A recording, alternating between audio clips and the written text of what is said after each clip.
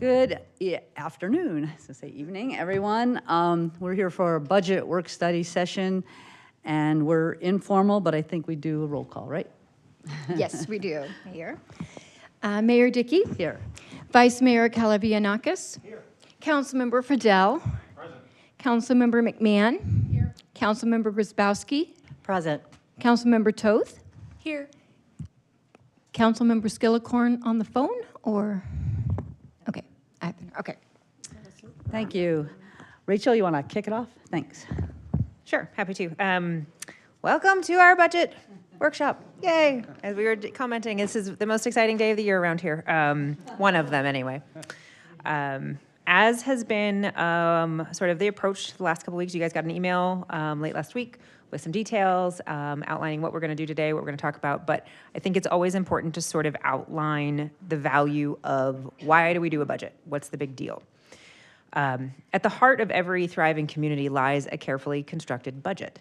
It's a blueprint that advocates and allocates financial resources that reflect our collective priorities, values, and aspirations.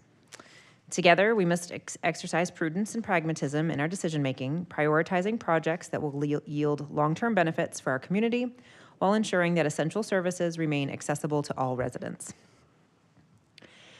Through open dialogue, transparent decision-making, and a commitment to fiscal responsibility, we can build a budget that not only meets the needs of today, but also lays the groundwork for a prosperous tomorrow. I want to take this opportunity to commend our staff for their commitment and careful and thoughtful fiscal practices. Through their foresight and sound judgment, they demonstrate a dedication to safeguarding our financial stability, even in the face of uncertainty and challenges. And you'll hear more about that as we go through our budget today. However, the staff does not operate in isolation. We are supported and guided by the leadership of our mayor and council, who bear the weighty responsibility of representing the varied interests of our community. As stewards of public trust, it is incumbent upon us to work collaboratively to shape a budget that reflects our collective vision for the future. So let us proceed with a shared commitment to crafting a budget that reflects our values and serves the best interests of all those we are privileged to represent. So today we will kick everything off, and we will be led by our new CFO, Paul Soldinger. He's going to lead the way for us today and present the details of our proposed FY25 budget. All right, thank you, Rachel. Mayor, council members, thank you for the opportunity. I'm here tonight, this afternoon, to go over through the proposed fiscal year 2025 budget and provide the details to council for their consideration. So we'll start by going over fiscal year 24, our current year-end estimates for fund balances. So we anticipate having about $10.5 million of restricted fund balances in the town's restricted funds at year end. These types of funds are externally restricted by statute. For example, on the screen, you'll see the Streets Fund. Statute requires towns to only spend monies in this fund for highways and streets purposes, and we anticipate having almost $8 million set aside in this fund for those purposes. Further, the bottom three funds, the development fee funds, are restricted by statute to maintain levels of necessary public services to keep up with new development within the town. As you can see, we have about $2.2 million of combined anticipated development fee fund balances at fiscal year end, but keep in mind that two of the planned proposed capital projects will eat up about $1 million of the parks development fee fund balance.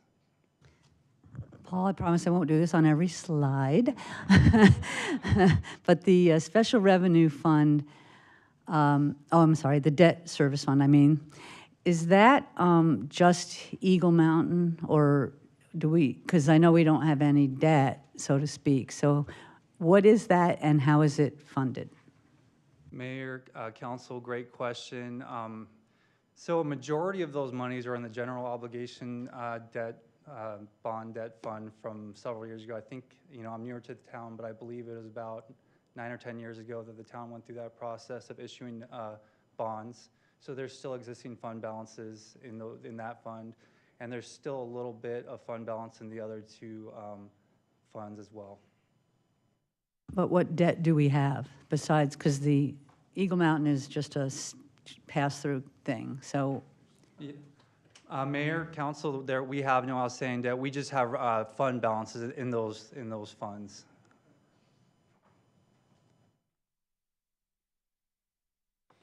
So we also expect to have about $13.5 million of year-end fund balances in the town's committed funds. These funds are imposed by past council actions and town policy requirements. So the top fund, the stabilization fund, as you can see, that's our rainy day fund. And town policy requires us to keep about 20% of the average of the past 5 years of general fund revenues in that fund within the general fund. So it's a rainy day fund for emergencies and things like that. The second fund below is the capital projects fund, which we discussed during our capital projects work session, our last work session recently, and we anticipate having about $6.9 million in that fund at fiscal year end.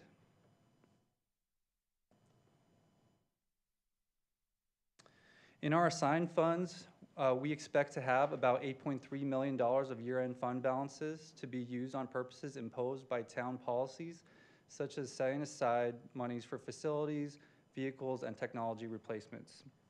I just want to note that of the $5.3 million in the facilities reserve fund that we anticipate having at fiscal year end, $4 million of that $5.3 million is specifically set aside for the lake liner project that will come in future years. The environmental fund, one of the things we talked about a little bit was eliminating it just because of the fact that it's not generating any money in a different way. And I know that we talk about it because we can use it for stormwater and we can use it for culverts, and there are a lot of things that we can actually use it for. Did staff have any desire to eliminate that, so to speak? Do you find it useful to have something that's dedicated to culverts and stormwater, or do we just keep that with the public works? And then if later we decide to have another discussion about raising some kind of fee, we could maybe revisit the public safety fee. So would it help, or was it anything that you would look at wanting to do to sort of stop separating this out anymore?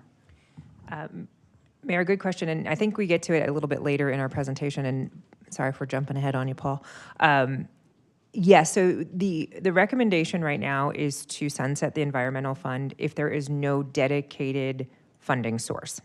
So right now, we have the funds in there, and so you'll note as we move through that we will be starting to allocate those funds to spend that balance down essentially to zero. And then if we have a future conversation about something else, yes. It's always good to have stuff that's earmarked so folks know where the money's going and what it's dedicated to.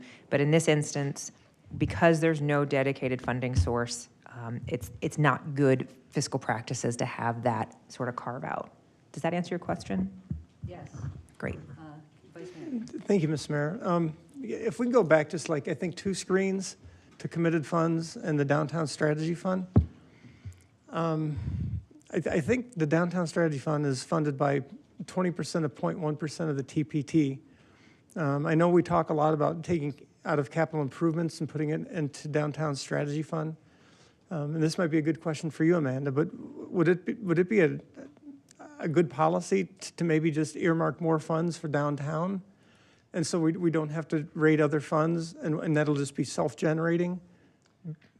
Mayor, Councilwoman, it's a great question, and I'll have Amanda come up in just a second to kind of address your question. But to the first part of your comment, yes. So for the local sales tax rate of 2.9%, you're exactly right. Of that 2.9%, 0.01% goes into economic development type funds, and 20% of that 0.01% goes specifically into the downtown fund, which makes up this fund balance. And I'll let Amanda take over.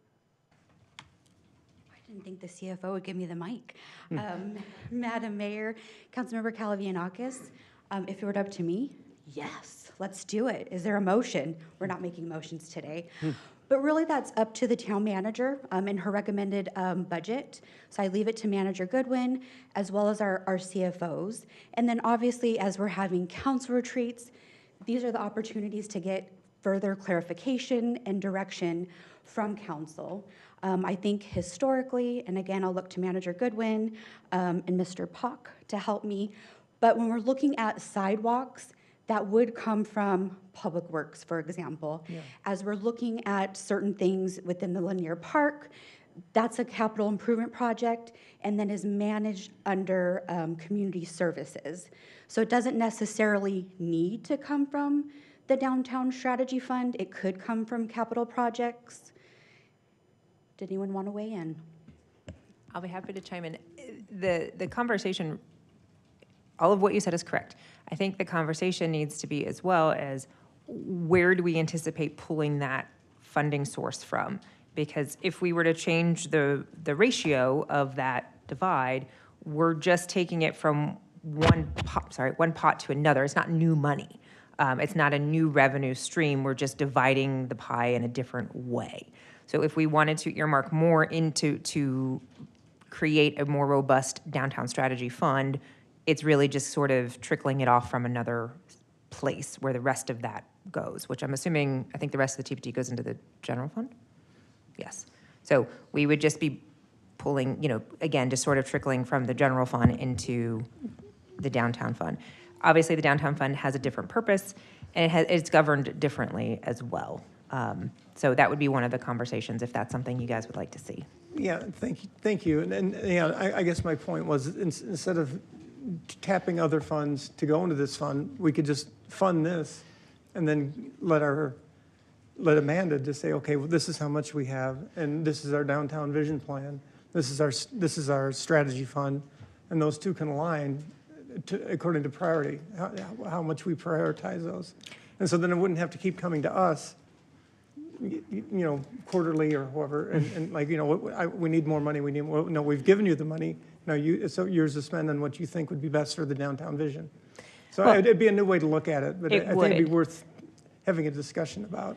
Well, and perhaps that discussion aligns with when the downtown strategy process is complete later this year, as we kind of bring that online and find out what those recommendations really are and what we really foresee happening. Then we can perhaps put a real dollar amount to it and a vision as to how and the timeline for that. So I concur with Manager Goodwin. I think maybe keep things the way they are. And then the plan in September, October, is to bring that plan before council, and you see those priorities. And we're getting your stamp of approval. So then when we come November, right, and start to get more priorities, and we're planning for fiscal year 26 budget, then it's all in alignment. So I would say maybe leave things the way they are. I love the forward thinking. We're all in alignment too as staff.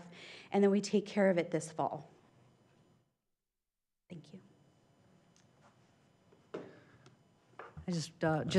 On that note, I'm glad that you're saying, you don't have to come back, but I guess I'm a little bit surprised because the bigger pot is economic development.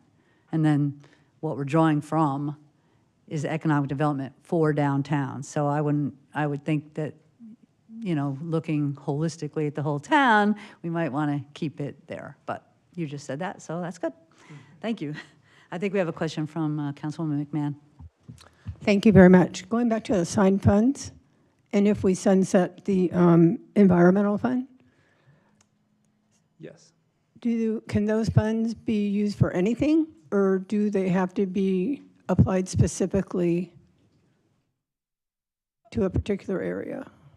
Mayor, council member, good question. So my understanding of it is the town used to impose a environmental fund fee to the citizens of the town that we collected in the past, and we have that existing fund balance. So those amounts are assigned based on policy restrictions for the purposes of watershed improvements, something like that, right? Is that the best? Stormwater improvements, excuse me. So those are the only purposes we can use those monies for at this time. And as the town manager mentioned, towards the end of our presentation, we'll indicate that we budgeted to expend those monies in totality for this coming fiscal year. Okay, thank you very much for the clarification. No problem. Real quick, Mayor, Councilwoman, just to go back to some of your comments, I just wanted to add a couple items for your consideration. In the proposed capital projects that we've already discussed, and I'll touch on later in my presentation, one of those projects is kind of earmarked to come from those downtown funds, the downtown restroom project. And so if we do move forward as a town with that project, that will expend about 80% of that fund balance. So just keep that in mind as we go forward. And just to give you an idea of how much monies are going in that fund each year, based on fiscal year 2025 projections, we project about $120,000 to be deposited into that fund next fiscal year. So before I move on, I want to touch on the unassigned funds. It's a really important fund balance to kind of get into based on town policy considerations. As we noted at the CIP work session, we will be recommending a $2 million transfer to the Facilities Reserve Fund that you see above. Currently has $5.3 million. Of that $2 million, we're recommending that $1 million of that $2 million be set aside for the Lake Liner project as well, because that will be a significant expenditure in the future. Town policy, just like the other fund balance I just mentioned, the rainy day fund, town policy also requires us to keep the same amount in this unassigned fund balance. So we're required to keep about $4.5 million after fiscal year end in that fund balance. And that will leave over about $4.7 million that town policy will require us after fiscal year end to transfer into the capital projects fund. And that's one of the items that I mentioned during the CIP work session as well that made up that $11.5 million of total available for capital projects. Paul, I have a quick question. So did I hear you right? The Facilities Reserve Fund, $4 million of that is Lake Liner? Mayor, Councilmember, yes, Okay. exactly. Thank you. So just briefly to give you an overview of all funds across the town, we estimate that we'll have about $43.5 million of anticipated fund balances at year end, which is about a $1.5 million increase from the prior fiscal year, which is just a tribute to our conservative budgeting practices and methods. And below, if you're interested, those are some of the metrics that we use. Just like I mentioned, we're required by policy to maintain a certain fund balance, which is 20% in two different buckets in the general fund of those 5 years average of general fund revenues on the screen of $22 million. That 50% and 6 months is basically a good goal to have? Mayor, that's just 50% is the unassigned fund balance as a percentage of the annual, the average of the annual general fund revenue. So we're just trying to say, we have $11.3 million before we have to do all those transfers. That's really like unrestricted monies that we could use before those transfers. So we could cover basically half the year of general fund operations if need be, if an emergency occurs, things like that. All right. So now we're just going to get into our overall budget process, something we've already touched on in other work sessions, and we're going to get into some of our fiscal year 2025 projections. So as we've mentioned, we start at our base budget from the prior year. We also consider contract modifications, things like benefit changes and things of that nature. And then we go through the supplements process where departments submit those supplements to us, and we discuss them with each department during departmental meetings. And then we conduct an internal needs assessment with the town manager. And then town manager recommendations are included in the proposed budget that we're discussing today to maintain core services and programs for our town citizens. And then we go through this process where we meet with you, present the information, receive the input from the council, and we incorporate that into the tentative budget, which we'll bring forth next month in May of 2024. And then after that is kind of the final budget that's adopted in June of 2024. Just some brief overall budget considerations. The proposed budget book is available on the town's website to council as well as the public. You received an email with the link. It's also here. We have some links throughout if we need to refer to it. But we did want to go over some key terms real quick. Budget authority is not the same as fund balance or contract authority. Fund balance, kind of like we've talked, like this concept of buckets, it's basically monies that we have in these buckets that can be used for different purposes for the town. So it's basically, think of it as cash in the bank. It's like a savings account, but we can only use them for certain purposes depending on statute or other restrictions. Budget authority, or actually, let me refer back to the fund balance slides that I went over in the beginning. That's kind of what we're talking about. We have that money for those purposes. That like we talked about the environmental fund, we can use those for stormwater improvements and things of that nature. So that's what we're talking about when we're going through the presentation. Now, budget authority is the departmental permission to use the cash. So once the budget is adopted, throughout the year, each department has their own budget that they can expend from to meet the town's objectives and provide services to our citizens. And lastly, contract authority is essentially the terms and conditions agreed to in those contracts between the town and each vendor that we work with.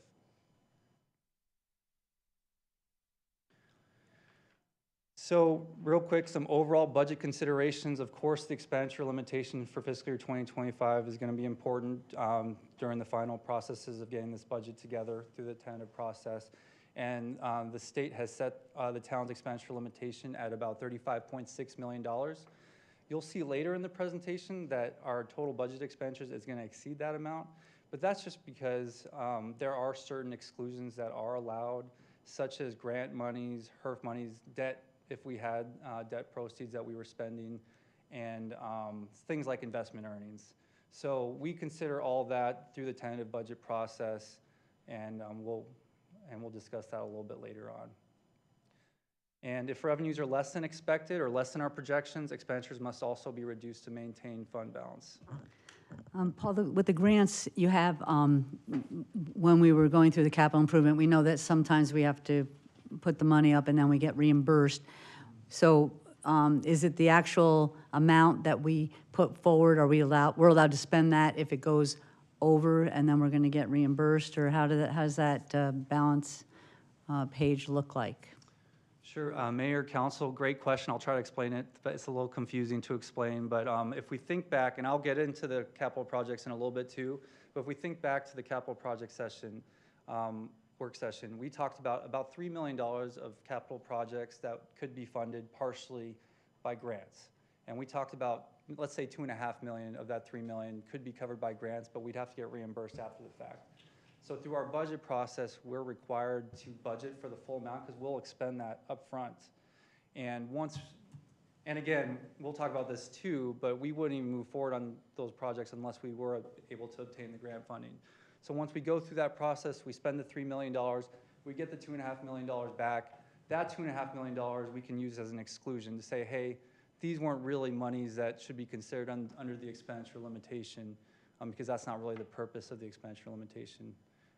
So that's just one of the items that we're able to exclude as a town. But not the amount that we spent. So we actually had to, match or whatever. That is not excluded from the authority. Mayor, you're absolutely correct. Not the amount that's the town match. It's just the amount that's reimbursed from the grant monies that we can exclude. Thank you, Madam Mayor. I just had a quick question about the expenditure limit. As I recall, last year it was at $43 million, and this is $35. Yeah, I assume I know the answer to this already, but can you kind of go over why there's such a big difference? Sure, Mayor, Council member, yeah, great question. So the $43 million you're citing, I believe, is the total budgeted expenditures last year. The expenditure limitation, it only goes up year to year, as far as I know. I've never seen it go down. But essentially how it works is in 1980, the state set the expenditure limitation, then each year they increase it based on two factors, being the population of the municipality, the town, and an inflation factor. So last year, it was around $34 million, $33 to $34 million, but I could get back to you with the exact amount, Council member. But that's just an expenditure limit. It doesn't mean we have to, or, it just gives us the authority to do that should, we have a project or come into more revenue than we thought, but we don't have to spend that money. Mayor, yes, the expenditure limitation is there to ensure that we're just not, we get a bunch of money and we're just spending it. It's like a check and balance for the government, for a municipality. So you'll see throughout the presentation that even though we're considering their expenditure limitation through our budgetary process, that our budget is really the limit of our expenditures as a town. You're often going to see that our expenditures come in well below, and that's just another consideration along the way that we have to take into account that we have to stay under as a town. Mayor, Councilmember Skillicorn, David just mentioned that last year's expenditure limitation was $34.3 million.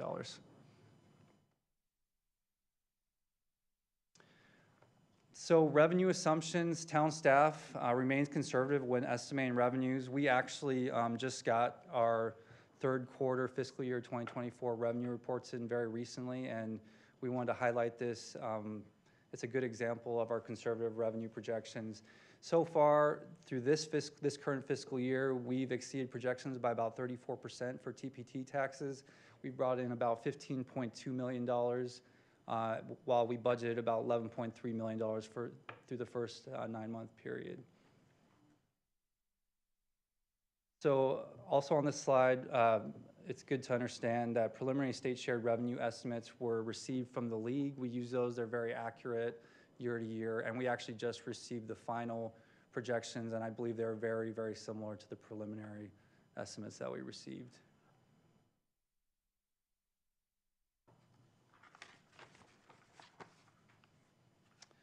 Some expenditure considerations. This is one thing we talked about at the council retreat. The contingency amount is included in the general government in your budget book. It provides budget authority for unforeseen or emergency expenditures only if expected revenues are received. It's a way that we balance our general fund budget from our expenditures to our projected revenues. You'll see that in the presentation. And our general fund expenditures, excluding the contingency for fiscal year 2025 for the proposed budget, is about $23.4 million, about $300,000 more than the current year for the general fund. And that's not including any potential pay adjustments or things of that nature. Oh, it does. So it includes the contingency, and does it include the supplements? Mayor, I might have misspoke a little bit. The $23.4 million does not include the contingency. So if you add that 23.4 plus the 2.4, that gets you to the total budgeted expenditures of 25.8 in the general fund. But that amount does include the supplements. It does. Mm-hmm. Okay, thanks. As far as staff pay adjustment considerations, we're going to discuss that today and ask for council direction on that. And that would reduce that contingency amount. So that $2.4 million you see on the screen, let's say, I don't want to throw an amount out. If you approve an increase, that would reduce that amount. And then we'll get to it, but I think we talked about a code enforcement officer, so I don't think that's in the budget, so to speak. So if we decide to do that, would that come out of the contingencies? And then that 2.4, which is really a big amount for a contingency anyway, I think, but would come down, and it would change then that 23.4 million by that amount. Mayor, Council, you're exactly right, Mayor. And we actually add a slide. It's not in the packet that you received. We added it after the fact. So we'll discuss that proposed code enforcement officer with animal control responsibilities as well. Grab some water real quick.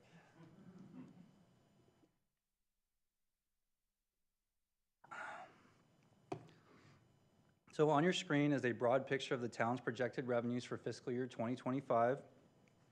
Fiscal year 2024 and 2025 show budget amounts in light shaded green for revenues and blue for expenditures. You can also see that in the previous 3 fiscal years, we exceeded projected revenues in 2 of those years and anticipate exceeding revenues for this current fiscal year based on the projections I just talked about. I did want to bring up the fact that in the council retreat, we talked about certain revenue reductions that we can expect for fiscal year 2025 and prospectively. So I wanted to bring those to your attention as well. Those are also included in these figures. We expect that we will reduce our urban revenue sharing revenues from the state, which is basically state income taxes that the state shares with the town, by about $1.3 million in fiscal year 2025. And we're also losing we anticipate losing the residential, the long-term residential real estate tax that will go away in January 2025. That will affect the town by about $300,000 next fiscal year. And fiscal years after that, it will be about $600,000 is what we're projecting to lose. So the 1.3 is the flat tax coming into play, and then 300,000, because it was rental tax, will get up, so it would be about $2 million maybe by the time we get to FY 2026, and continuously a less amount that we'll collect that in that way. All right, thanks. Just one moment, Mr. Mayor. And just for clarity's sake, it goes from 300 to 626. Why the bump? I was anticipating 600,000. Why only 300,000 for 25? Sure, Mayor, Councilwoman, yeah, great question. So really for that one, it's just because it's halfway through the next fiscal year is when it goes into effect in January. So we're losing about half the years of revenues for that revenue stream. And then it's going to be completely gone the next fiscal year, which is the bump up to the 600,000. All right. Despite these revenue reductions, we project the town's revenues to still increase by about $365,000 next fiscal year, which is primarily due to the increasing local sales tax revenues that the town has been receiving. Here is also a broad picture of all proposed planned expenditures for fiscal year 2025 on your screen.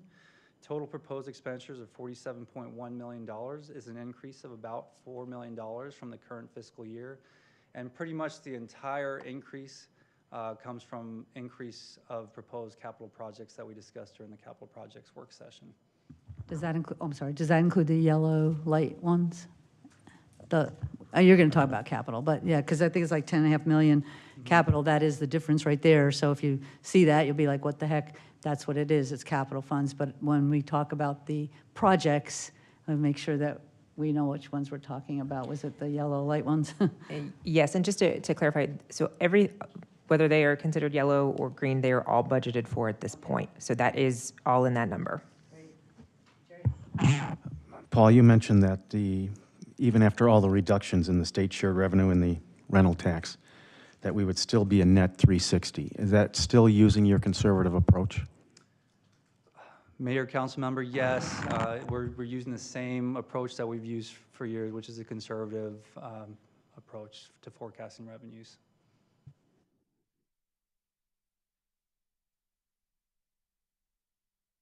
Any questions before we move on to supplements? The amount that we collected in sales tax, that's quite, healthy.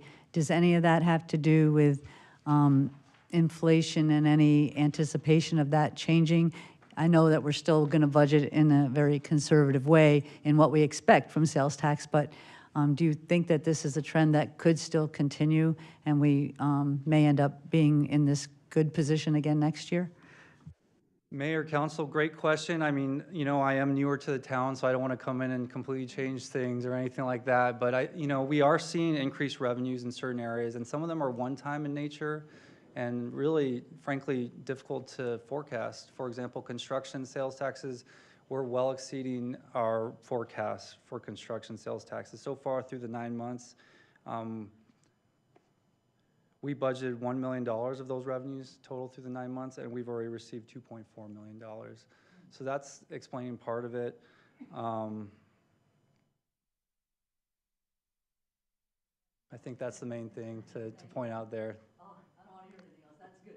Yeah. All right. All right, so as I mentioned, we've included town manager and staff recommended supplements in the proposed fiscal year 2025 budget, which we'll go over now. Please note that in your printed budget books that you received, they also include the full list of department requested supplements, but today, for the purposes of this presentation, we're only going to go over the recommended supplements. And I'm going to just give Rachel, I wanted to make sure that she was clear with that because there were a lot of great requests from every department, and she did eliminate quite a few of those or made them smaller, so I wanted to give her credit for doing that. I don't know if you would all agree that credit's the right word, but but she's looking out for all of us, so thanks. All right, so real briefly, these supplements are made up of $267,000 of total ongoing non-personnel supplements. You'll see towards the top left of that slide, it's breaking it out by different funding sources. So 121,000 of that 267 would be paid out of the general fund for ongoing non-personnel. 144,000 would be coming out of economic development type funds, including the downtown strategy fund and the tourism fund. And $2,500 would be coming out of the court enhancement fund for the courts. We also have about $109,000 of total one-time supplements and $148,000 of total personnel supplements, which we'll discuss in just a minute.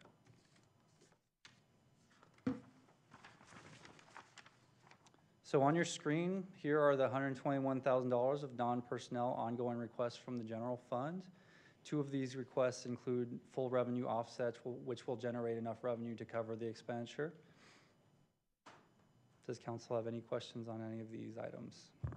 In general, why are non-personnel, non-ongoing called supplements? I mean, some of these are just going to be every year. What makes them a supplement instead of just a regular budget item? I think it's more of a semantics than anything. The way we internally we review it is that these are not currently budgeted for. They're requests to be added to our base. So correct in that if these are approved, these are now incorporated into the base budget and they become a year-over-year expenditure. So for instance, I'll just take the first one, the splash pad sealant.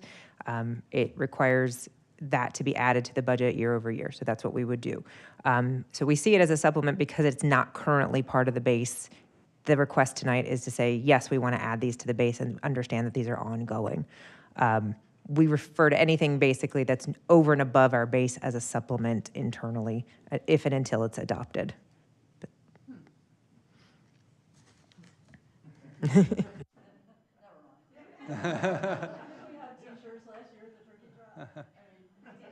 Yes, we did, and they are a favorite. So, for instance, the turkey trot shirts, we have more runners. We increase runners. Okay. We have to spend more to get more T-shirts. That's what that is. Same thing with the restrooms. We have more people. We need more restrooms. That's kind of, it sort of goes hand in hand. So a lot of these are a little bit, those particularly are in response to increased demand. And then some of these are, for instance, I'll use the Make a Difference Day project costs. We all know Make a Difference Day is a very popular program, and we have more and more projects that come online each year, and we want to be able to tackle them. Well, in order to do that, Kim needs a little more in her budget in order to do that. So a lot of these are translated because of either direct costs, or because we're taking on more in those programs. Yes, the success of the programs, exactly. Thank you. That was a great way to explain it. That's better than I would have done, so thank you. I had one more question on this slide, and it might be a little bit in the weeds, but the last one, Microsoft Office 365 license upgrades, what are we upgrading and why? Oh, where's Mike? Sorry, I put Mike on the spot. Yeah. I will send him an email instead. I'm gonna take a stab at it, but I don't know for sure. But I think we also brought more staff on, and the more staff you have, the more licensing you need for those types of services. So all of that is kind of part of that ask. And the prices go up every year. That too. Their contract prices do go up. Right. Moving on. Right, so on your screen are the $144,000 of non-personnel ongoing requests from economic development type funds, and we actually have Amanda, our economic development director, available here to answer questions if you have any questions on any of these items.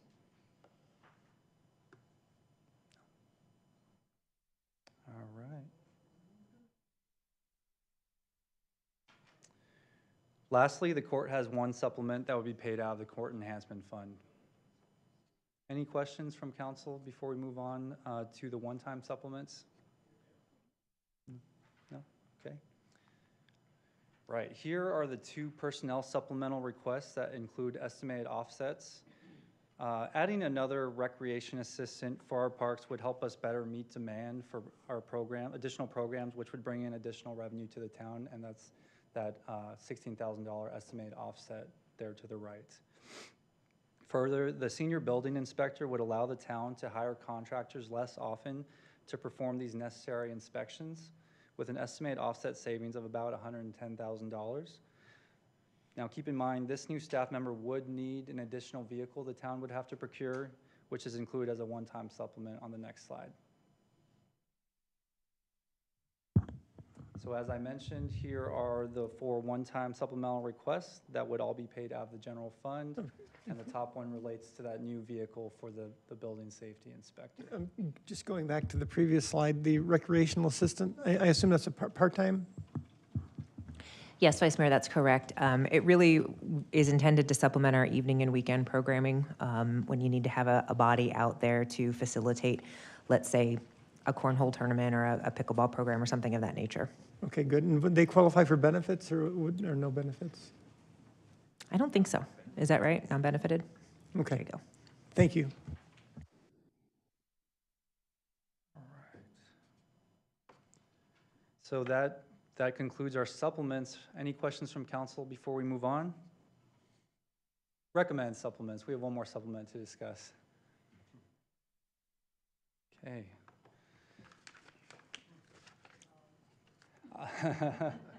I believe we discussed this at the council retreat, but council discussed a potential new code enforcement position with duties over animal control enforcement during the budget retreat. Although that request was not included in the proposed budget by town manager and staff, we wanted to bring it to your attention before the tentative budget next month. If council directs us to add this new staff member, it will cost the town about $95,000 of annual costs, with about $30,000 of offset savings from removing a contract with the county for animal control services. It will also cost about $43,000 in one-time costs, including purchasing a new vehicle.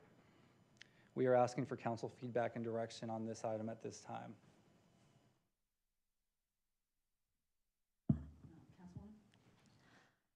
I'll just start by saying thank you for including this. I know this was a discussion we had a lot of different opinions on. My opinion would remain the same or maybe be a little bit more extreme now of no thank you. I know we do need a code enforcement officer. That's something I'm interested in looking at in the future. The original plan of having it focus primarily on the leash law, I don't think I agree with. And was I correct in thinking that we were already not going to have that continue the contract with animal control? That was already, so the 30,000 is like an offset, but an offset that would have happened anyway. Anyway, I'm thinking out loud a little too much here, but I would say that this is a good opportunity to save some money, not spend more money than we planned, because you were already planning to not do it. Anyway. Councilwoman? I have a question. I don't know who to direct this to. John Wesley. One of the code officers is part-time right now, correct? Is this a brand new full-time one, or are we turning the part-time one into full-time? Mayor, Councilmember McMahon, yes, we do currently have 2.5 officers. My understanding of this proposal is that we heard it from council would be for an additional full-time. Okay, and this isn't just for a dog catcher, correct? I would turn that back to Manager Goodwin and the council. We heard a lot of discussion at the retreat. Yes. And so that's what we need some clarity on. That was my understanding, I think, that the additional code officer would not just be for leash laws, et cetera, that it would be for as needed for code enforcement, period. That was certainly one element that was discussed. Right. And I think that there was a question. The original point was, could this person better enforce our leash laws, help us with the curb your pet efforts and things like that. And then it sort of evolved into, well, could they do more than just that? Because that's not a full-time role. I don't. Correct. So that was the discussion. The question is there still that expectation associated with this role? What would they be asked to do? There's definitely some clarification needed, because if leash laws and other animal control elements were incorporated, they don't have the authority per se for ticketing and things like that. Correct. So that's where things kind of devolved a little bit. Okay, so given that explanation, thank you very much. It seems to me that this particular new code officer is needed to enforce the codes that are being enacted by council, et cetera, that we're busy enough that we need a code officer, and when appropriate, this code officer would enforce leash law. It's not just a dog catcher, correct? Correct. Thank you. So it's based on need, not want, it sounds like. So I'm for it.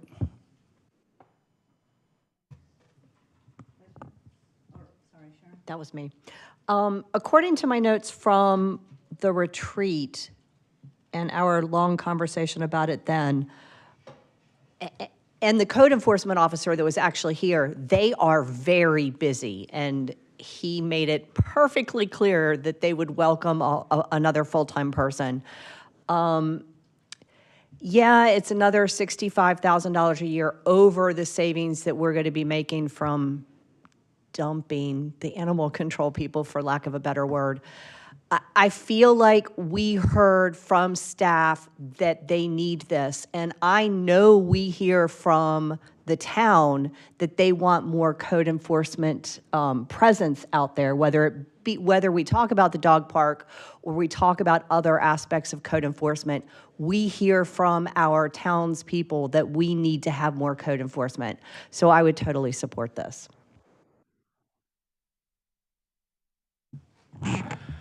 I would have to say that I'm against this.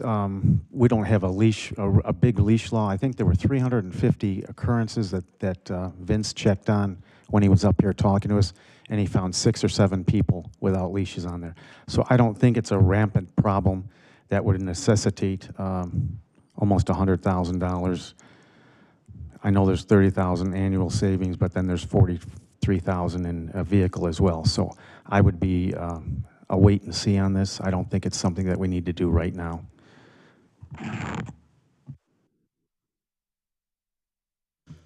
I'm for it, of course. I think we need it in general, and I don't know. I guess I just get people writing me saying they're getting bitten, and that it is an issue, and I don't know that that is something that would have to be worked out with staff on how this particular person could handle that aspect of the job.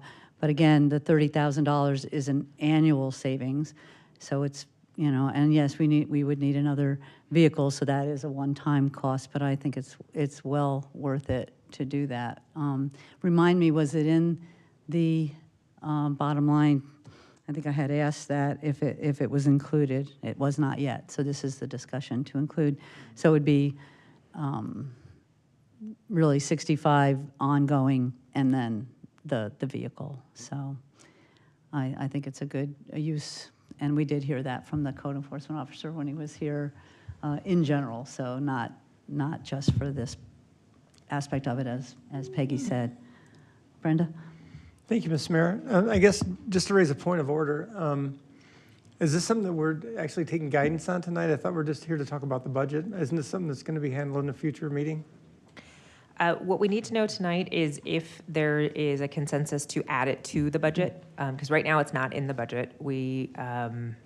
Originally it was not proposed by staff. It was not an ask, it wasn't a supplement proposed by staff. It came out of the conversation that we had regarding the animal enforcement and things like that. I'll be honest in that I think if you have asked all of our departments if they want another staff, they're all going to tell you yes. And goodness, we love Vince, and we do know code enforcement is inundated. There's no doubt about that. I think we all get calls and emails over the weekend about things that are or are not being addressed. And again, more enforcement means better adherence to our codes. No doubt about that. But at the same time, if the focus is on the animals, we don't have a plan yet on how we would tackle that. So I think that that's a crucial conversation as to how we would do that. But to answer your question, Vice Mayor, yes, we are looking for direction of whether we should be including this into the tentative budget that comes back next month. So tonight would be the appropriate To let us know if, that? yeah. Okay. I just wanted to reiterate that that $30,000 of annual savings is something we are already saving. So this, yes, it is an offset in that it's in the same vein, but am I correct in saying that? The $30,000 a year is what we're looking at here. We either have $30,000 of annual savings or 105 this year, and then essentially 65 each year afterwards. So when I had mentioned in previous meetings that maybe we need to tighten our belt a little bit, show the community that we're serious about this roads issue ourselves and we just need their help, I would personally need to vote on the side of spending negative 30,000 versus spending 105. And I also think, I agree with Rachel that Vince stood there and he said, hey, if you ask me if I want another person, I'm going to always say yes. But he also made it clear that this future code enforcement person has no teeth to stop somebody, confront somebody, or do anything. So again, I don't see the effect of it. I think that basically, you know, part of the conversation is, if possible, this code officer could have animal control, if possible. But regardless of animal control, I heard that a code officer is needed in order to properly enforce our codes that are on the books.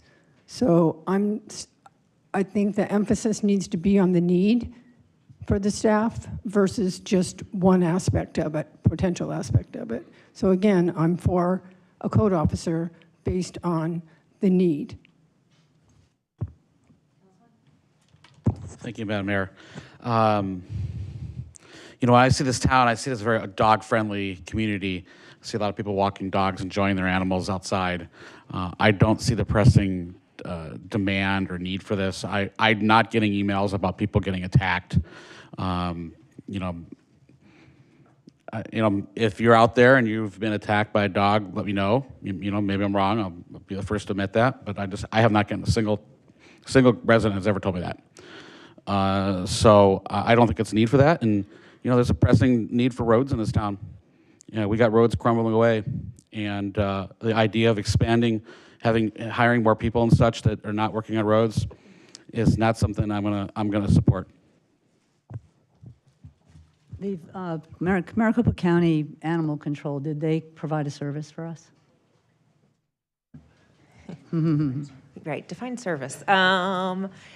On paper, yes, and they did provide, you know, we had a contract with them. The hazard was that the contract was such that they had 5 days to respond to a dog off leash. Well, that's not really a reasonable amount of time to address that type of an issue. So they tiered their concerns in tier 1, which is something an active dog at large, vicious, rabies, whatnot, that they would react in those situations. But when you have a dog off leash, or if you have a dog wandering a neighborhood, they weren't able to, and we're truthful about that, that said, we won't come for that. We aren't able to do that. They're not equipped or staffed to do that. So that left us sort of in that no man's land of, well, we don't have staff available to do that. It's not MCSO's role, nor do they have the capacity to do that. So if we're paying for their services, in which case, which by the way, the 30,000 is what we had budgeted. What we were actually billed was 48 because their fees continued to increase, but we had no justification as to why, because our services or our asks and our deliverables had not changed. So if and when they did come out and respond to a call, or they followed up on something, or there's an issue, yes, they would take dogs, they would, or animals of any kind. They do have the housing capacity, so if there was somebody dropped off a stray dog or called about that, they are able to house those and whatnot. So we do have those services, but we really didn't utilize them to the extent that for $30,000 worth, frankly. We were also at an impasse with them because we were relying on them to come out and offer sweeps of our parks.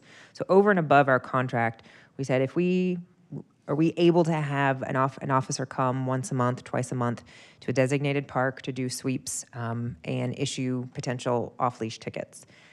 And we did that for probably 2 years with them. And then we got to a point where they said, we can't do that. We're not able to provide that.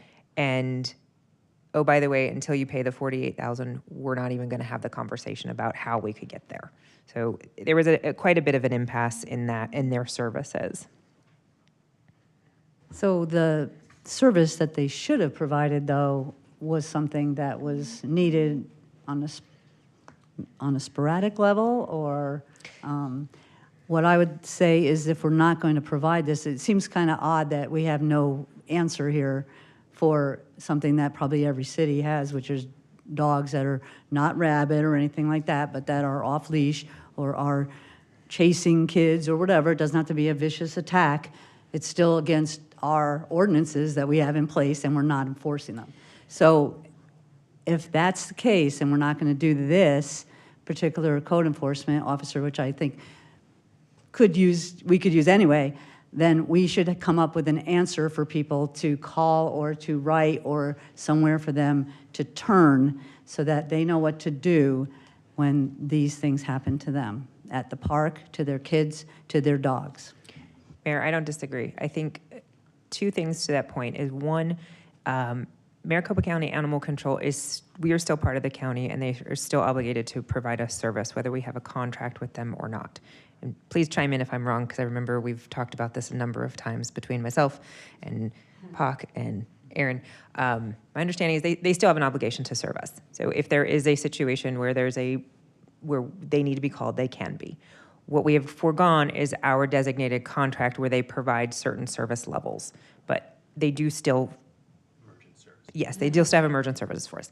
That being said, you're right. We don't have a plan as to what now. We're still in the same boat. There's still not a responsible party that is showing up when you call and say, hey, there's an off-leash dog over here. What I would recommend, if there's a conversation, is continue this conversation and figure out what we really can do reasonably, responsibly, and what that financial cost is. Is it another code enforcement officer? We've evaluated that. That seems like it's not going to get us where we want to go. So the question is, what then? And we're still kind of working through that. So is it more prudent to wait on bringing a staffer on board until we have a plan and we know what we want of them, so that when we hire them, hopefully they have the skills and the necessary training that we are looking for? Thank you. It's clear there's not support for this, so I think, yes, Jerry? I would ask one thing. Consider maybe looking at this as a part-time. You've got 2.5 now, so you've got a guy or a person that's here part-time. For me? Oh, sorry. Go ahead. I'm sorry? Oh. Maybe take a look at seeing if there's something we can do on a part-time basis. Then you wouldn't need another truck. He could use the truck from the other person. So there would be a lot more savings, and maybe it's something we can look at as a part-time. Mayor, Vice Mayor Kalvanakis, is there any way we could get your further input on this? Because I'm not sure that we got your full input on this. Yeah, actually, I just turned on my light like 5 seconds ago. I'm kind of with the Goodwin strategy on this whole thing. I'd kind of like to flesh it out a little bit more. I wasn't actually prepared to vote on this tonight. And I can see the merits of having another officer. On the other hand, in our last meeting, we couldn't really address the dog bite issues. We don't have a kennel, but we could impound the animals, and we don't have a cooperative agreement, I don't think, with Maricopa County. And so that seems like afford the security of having an officer that could do more than just yell at people, to put your dog on a leash. That seems like all he's going to be doing. And so if we could flesh this out a little bit more, maybe change the code, maybe put some teeth into a code, then I think it'd be worth having this officer. But if we don't have any teeth in our existing code, and if all they can do is yell at people, and they don't have to provide ID, they don't have to do anything, oh, then it's my dog and just leave me alone, then it just seems like it might be a waste of money. So if we could provide the code enforcement officer the ordinances it would take to actually enforce this, I think it'd be a great idea. But I don't think we're there yet. All right. Thank you for your feedback. So we're going to move on. Related to staff pay adjustment data. Staff has compiled relevant pay adjustment data for council consideration, similar to last year during the same session. As you can see, the average for all this data is almost 5% on your screen towards the bottom right. And each 1% increase would represent about $100,000 in payroll costs for fiscal year 2025, which includes the added in-house fire department that just came in-house a few months ago. Any council direction on pay adjustments for staff will be incorporated into the tentative budget and will reduce the contingency amount that we discussed earlier of $2.4 million. And at this time, we are requesting council feedback.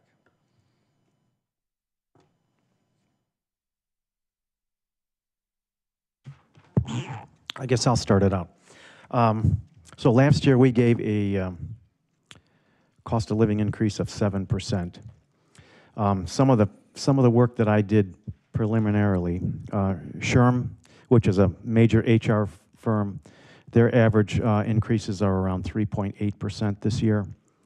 And Willis Towers and Watson, another big HR firm that does surveys across the nation, they were around 4%. And last year, like I mentioned, we had given 7% pay raises. So I think somewhere the way I'm looking at this is somewhere between 3 and 4% would be somewhere to start anyway with the conversation. Just as a clarifying question, the 2.4 million contingency, that's the one where 1 million of it would be going to the Lake Liner, is that correct? Mayor, That's not the same, sorry.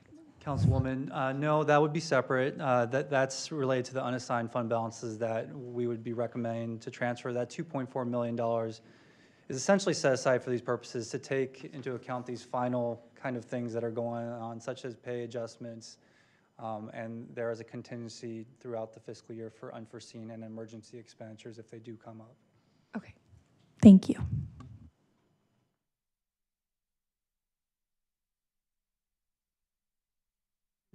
Yeah, you saw me in process. I agree with the councilman that Friedel that we need to look at something between 3 and 4 range. The COLA for Social Security is 3.2, and in my opinion, going anywhere below that is an insult to the staff. I would prefer more of a 4. He gave some great stats over there that some HR firms have put into place. One of the things that I was looking at is, according to smartasset.com, the Phoenix Mesa area is, so the stats I was looking at is what's required to live comfortably in your area. And the definition of living comfortably is having a buffer from the stress of living of paycheck to paycheck. We are at a position here in the Phoenix Valley area where we are actually ranked more expensive to live than Chicago, Durham, North Carolina, DC, Austin, Nashville, Orlando, Miami. We are ranked higher than those kinds of places. So again, I feel like anything less than 3.5 is unacceptable. I would love to go towards a 4. I just think it's the right thing to do, and I preach this every year we have this conversation. It is less expensive to pay our staff what they are worth than it is to go look for new people. Thank you. Yeah, thank you, Ms. Mayor. Yeah, when I look at the Phoenix Scottsdale, I think last year they went really high, and then I think this year it was a boomerang effect, and they went really low. I thought last year we pretty much hit the mark, and when you look, the Social Security increases, that's a joke. It's just way too low. When I look at the average estimated around the valley, 4.8. The average for all the data points, 4.57. when you look at living in Fountain Hills, it's more expensive living here than it is in most of the valley. I agree with Sharon. I think that we want to keep our staff, and I don't think we should punish people for living and working out here. And so I'd be more into the 4 points, 4 3/4 I think would be slightly below the estimated average, but above the data points. And I think that'd be fair for our employees. So I'd go for 4 3/4. I support that.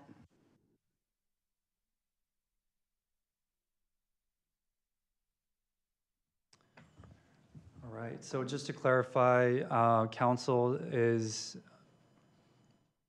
suggesting 4 3/4, 4.75% for the staff increase. I would actually like to continue this conversation if possible. I would also lean toward the 3 to 4 recommended by Councilmember Friedel, purely because we did do 7% last year. I agree with Councilmember Gersbowski that we shouldn't go below the 3.2. So I would like to bring back up the 3.5% suggestion. I want to ensure we're taking great care of our staff, but I also want to ensure that there's some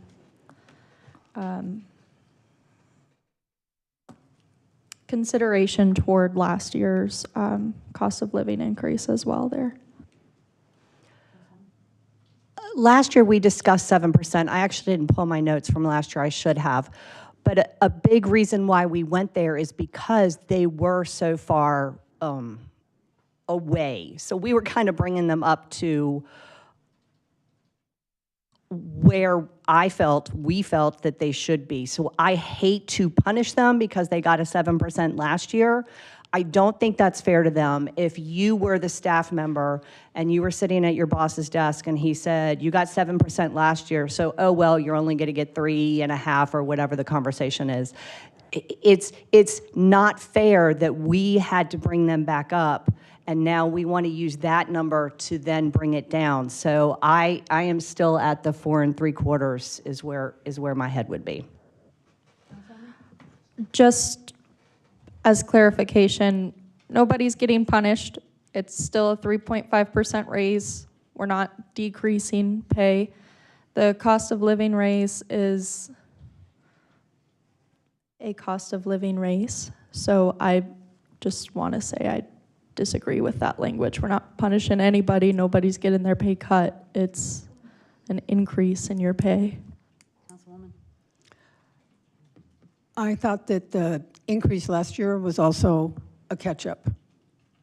And I am, given the cost of living today, given how expensive it is to live here, I think that the the higher rate is appropriate, and I'm for that. Thank you. I can't agree more with Councilwoman Toth. We're not punishing anybody, and last year's raise was not a catch-up. It was due to the factors of inflation and the inflationary period, and we're still dealing with that, the effects of that, with this economy.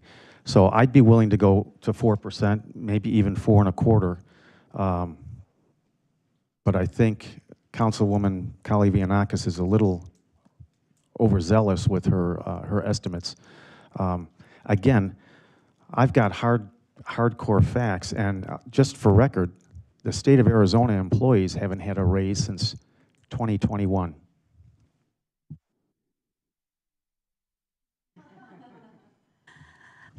So to try and put some numbers on this, so we already determined that the contingency would be where the shift would go, so it wouldn't really change the bottom line of what we saw, of the actual amounts, but it would shift the very healthy 2.4 million contingency into taking this out of that and putting it into salaries. The average of the averages there was the 4.57 was about $470,000. So it would come out of that, but it would still leave a contingency fund that's pretty, again, very healthy, above about $1 million or $1.2 million. If everybody would be more amenable to a, well, I think, I don't know, 4.5. I'm willing to do that if that kind of makes us more in agreement. I would agree with that, because again, when you factor in the cost of replacing employees and retraining them and everything else, so I would be good with 4.5. And also, again, we talked about this year, and last year, we still have vacancies that we haven't filled. We had people that were doing double duty and working late, and so it's beyond just being able to maintain. It's also to encourage, and we also get back to the not being in Arizona State retirement. So I feel like these things all go towards the 4.5, to me at least, anyway. So any other discussion? Okay, thank you. All right. Thank you, Mayor and Council. So we'll include that 4.5% increase in our tentative budget that we bring forth next month for your consideration. Okay, now the fun stuff, the general fund. Before we get started, just please keep in mind as we go through these slides that the printed budget books that you do have, the middle bars, the fiscal year 23 numbers, the printed version will actually have the budgeted amounts shown, whereas our presentation will include the actual amounts. So if you're trying to compare, sometimes our presentation will differ just by that middle amount. So the general fund requires a balanced budget, and the fiscal year 2025 proposed budget is set at $25.8 million, a slight increase from the current year 2024 budget of $25.6 million. As you can see on the screen, the fiscal year 2024 and 2025 budgets are balanced, while the town exceeded its projected revenues and spent well below budget expenditures during the previous 3 fiscal years in the general fund. Based on council feedback at the council retreat in February, we moved the vehicle license taxes out of the general fund into the streets fund prospectively, but we still have increased projected general fund revenues of about $200,000 for fiscal year 2025, even including that removal of those revenues. As you can see, taxes have increased in the green on your screen, but intergovernmental revenue in the blue, such as the urban revenue sharing and the loss of the VLT from this fund, has gone down. Here are those same expenditures for fiscal year 2025 presented by function. As you can see, about 45% of the town's proposed budget is in the general fund is going to law enforcement and fire and emergency medical services. And as you go down the line, you'll see community services and our other departments as well.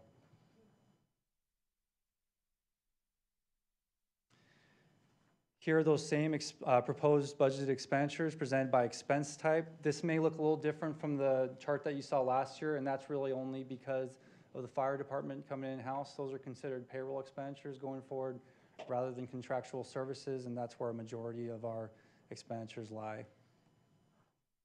And this will be shifted a little bit from the payroll line to the contingency line, or vice versa.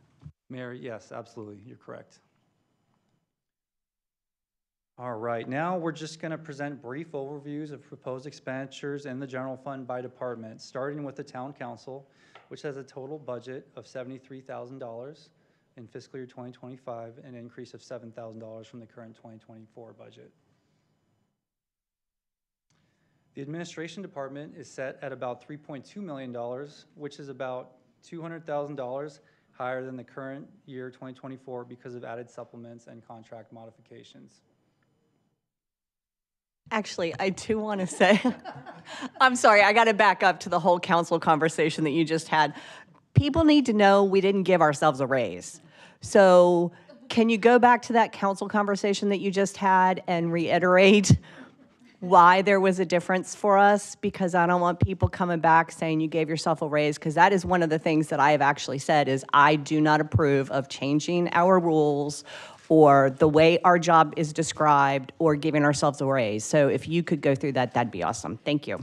Sure, Mayor, Councilwoman. So if we go to our website, which everyone in the public has access to, it looks like the changes come from professional fees and legal fees for the most part for next fiscal year. You heard them. Oh my God. Thank you. Problem. All right, so just touch on administration. Now, general government. The general government department is set at about $3.2 million, which includes that contingency that we discussed of $2.4 million, which will be adjusted. Any pay adjustments would lower that contingency amount to keep expenditures balanced with projected revenues in the general fund.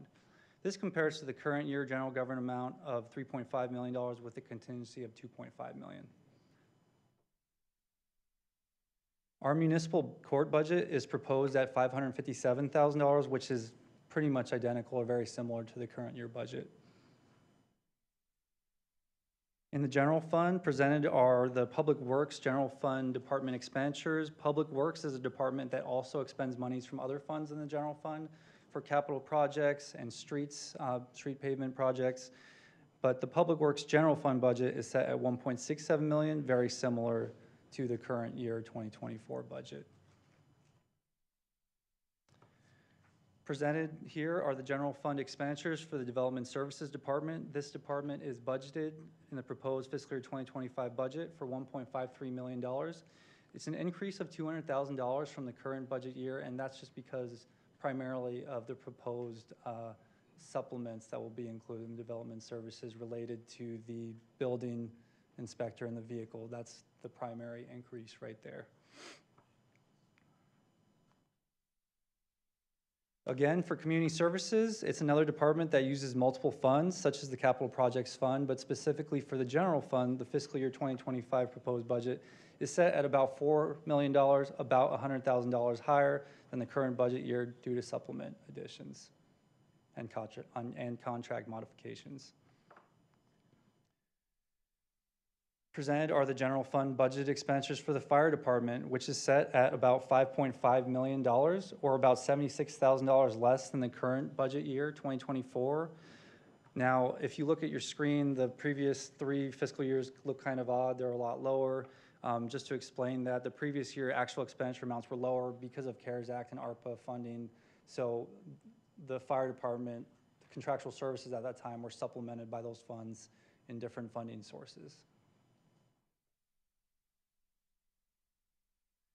And on your screen are the general fund expenditures budgeted for the proposed budget for the law enforcement MCSO contract. We set these expenditures at about $6.24 million based on the contract terms and available and credits that are included, or about $144,000 less than the current fiscal year 2024. So that's the general fund. Does council have any questions before we move on to the streets?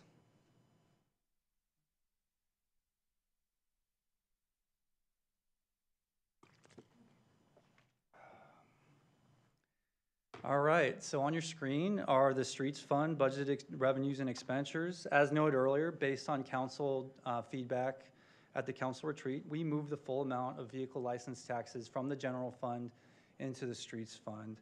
Previous councils directed 30% of these revenues to be deposited in the general fund, but going forward prospectively, beginning next fiscal year, we will begin depositing the entirety of these monies into the streets fund. This resulted in an increase of about $390,000 to this fund, and the budget expenditures are similar to those of the current year at $7.1 million. And I'll get into both of those items in the next 2 slides. So as you can see on your screen, the changes by council increased intergovernmental revenues in green, and including other revenue projected increases, we are projecting about $4.9 million of revenues to be deposited into the streets fund next fiscal year, which is about a $1 million increase from the current fiscal year 2024.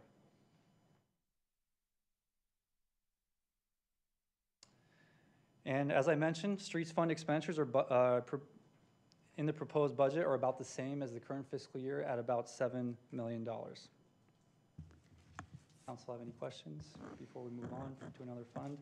I just have like a overall question. So, you know, we were putting the CARES money into that, and then, you know, $7 million, that when we start talking about what we're going to do with it, because we've had a lot of conversations about whether we can actually move forward with that much, and I know that we'll be going into that more when we talk more about the projects, but I mean, it's a very complicated, it's pretty complicated because we have HERF money, then we have capital money that we use, and then we have regular, general funds, and I think there was a couple other things that go into the streets fund. And I'm hoping that we will show that we were able to use all this money this year. And I think we were kind of relying on it in our earlier discussion when we had the retreat about that was all about the streets. So it's just kind of a general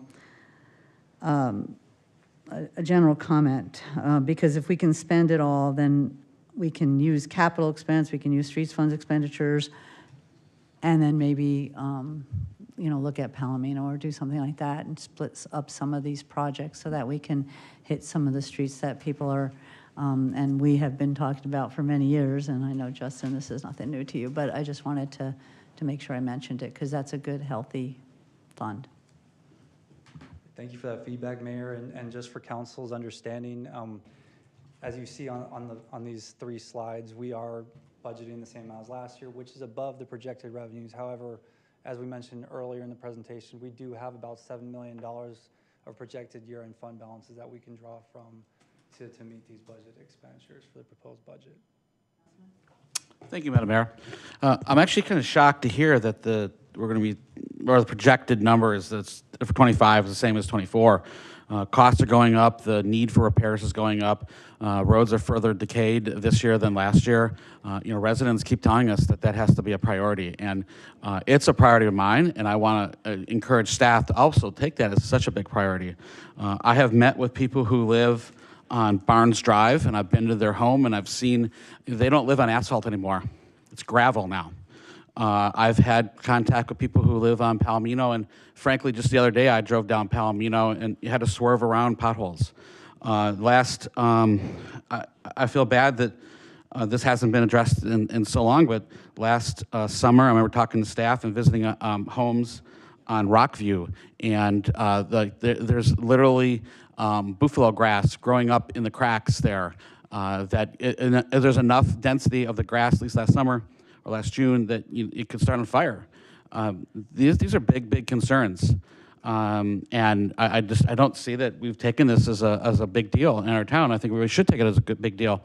And furthermore, I'd really like to suggest that if we would forego the nice-to-haves, we would forego the pet projects for a couple of years, we could pave half the roads in this town.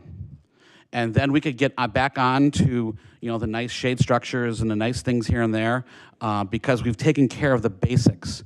And in my household, we take care of the basics before we go on the extravagant trips and vacations and do the nice little things. I think we should work on the basics. And that's going to be my theme. And this is going to be something that I'm going to repeat through this process up until we vote on the budget. And frankly, I don't know if I find it acceptable to spend the same amount of money last year as this year. And I see the newspaper reporter back there. We need to forego pet projects and fix our roads, period. If I may, Mayor, we've actually had a number of conversations about streets and heard reports from our Citizens Street Committee, or called something like that. We had an entire meeting in November 16th, where we heard from the Citizens Street Committee report.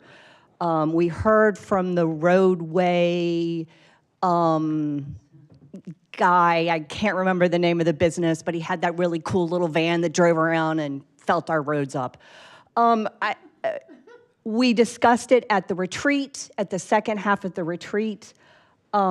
We've had quite a few conversations on this. I think the last meeting in June last year, June 20th was the other meeting. We've had a number of conversations. We have discussed that bonds may be where we need to go. It is unfortunate that you weren't there for a couple of these conversations, November 16th, the second half of the retreat in February. We all agree with you. And we've had conversations about bonds, which I assume we're going to have a conversation about later today, or maybe that's going to be a conversation next week.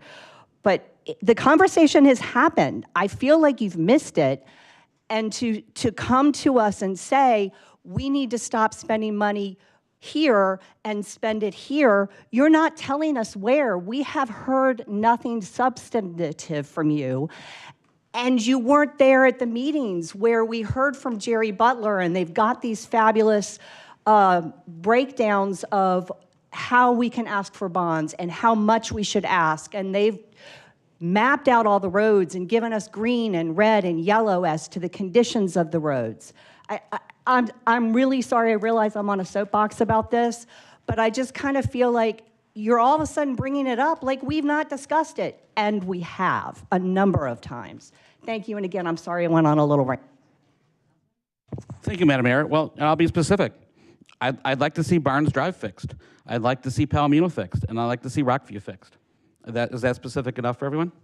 I think what that shows is that you weren't listening or here to know the recommendations that we got from people that spent months and months, including RAS, deciding which roads really did need to be treated. So, and thank you for what you said, Sharon, but it was beyond discussion. We've paved roads for several years here, more than ever, and the idea that all we've done is talked about it and not done anything about it. We've funded roads more in the last several years than ever.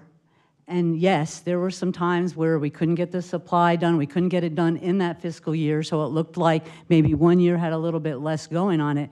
But this is not some scattershot plan that we just go and say, hey, look, that road needs something. Maybe one of those streets needs a full rebuild. You can't just rebuild a road with the money that we have. And to get to your other point, yeah, do we look like we have money that we spend? Do we have a $4 million budget for community services? So if we cut off community services every year, yeah, we could fix every street in this town every single year. But there are other people that live in this town who think that that quality of life, that shade, or that activity, or any number of things that we spend money on, the camps, the whatever, the events, that's why they live here too, not just so that they don't have to go around grass that's growing up in the middle of the street. And Justin knows, I mean, I send them pictures. I've been on this forever, but it's more than a discussion. It's plans and action and paving. And if you want to know how many miles of paving we've done in the last couple of years, how many tons, I think you gave me one time, that we've used to fill potholes over the years. So this is a red herring, unless you want to stop doing everything else. And again, we don't need to have a bond this year because we put all the CARES money, the previous council, $4 million, over $10 million into streets. So we have the luxury of not needing a bond for this November. But we will have to talk about it in the fall, and then we'll make a plan, and then we'll see where we're at. But it is frustrating because we had an entire meeting about it, and then this last retreat we just had, the second half of it, which was all about streets, you didn't attend. So it is a little difficult to accept your criticism about it. Councilman? Yeah. Thank you, Madam Mayor. Well, I'm just being very specific, listening to the people, and I'm trying to do the will of the people. And my vote will reflect that. Thank you. Councilwoman? Thank you very much, Mayor. We're all doing the will of the people. It would be nice for everybody to dial up and say, get my street paved within 6 months. That's not how it works. I would like to make a suggestion. I sit here and I listen to what you said, and I think personally, I think it's offensive because I haven't seen you at a lot of these meetings for the discussion. But nevertheless, we have a whole streets committee of 11, I think, different men they happen to be, that have taken years and thousands of hours to develop a plan for our town to address the streets. And I would like you to sit down with at least one or two of them and discuss the plan. And maybe that would help you to understand it better, how we're trying to align what monies we have for street repair to the plans that have been collectively decided amongst the staff and the streets committee that was purposely developed for the reasons to address the street problem we have. And like the mayor said, no matter what amount of money, that we can pretend to slide from one place or another in the budget to not have community service or whatever is it's just merely playing chess with the money. We don't have the money to repair our streets. So therefore, we are going to have to be looking for a bond. So I'm asking you to sit down with Mr. Butler or somebody and please understand better the street plan, and even Director Justin. Thank you.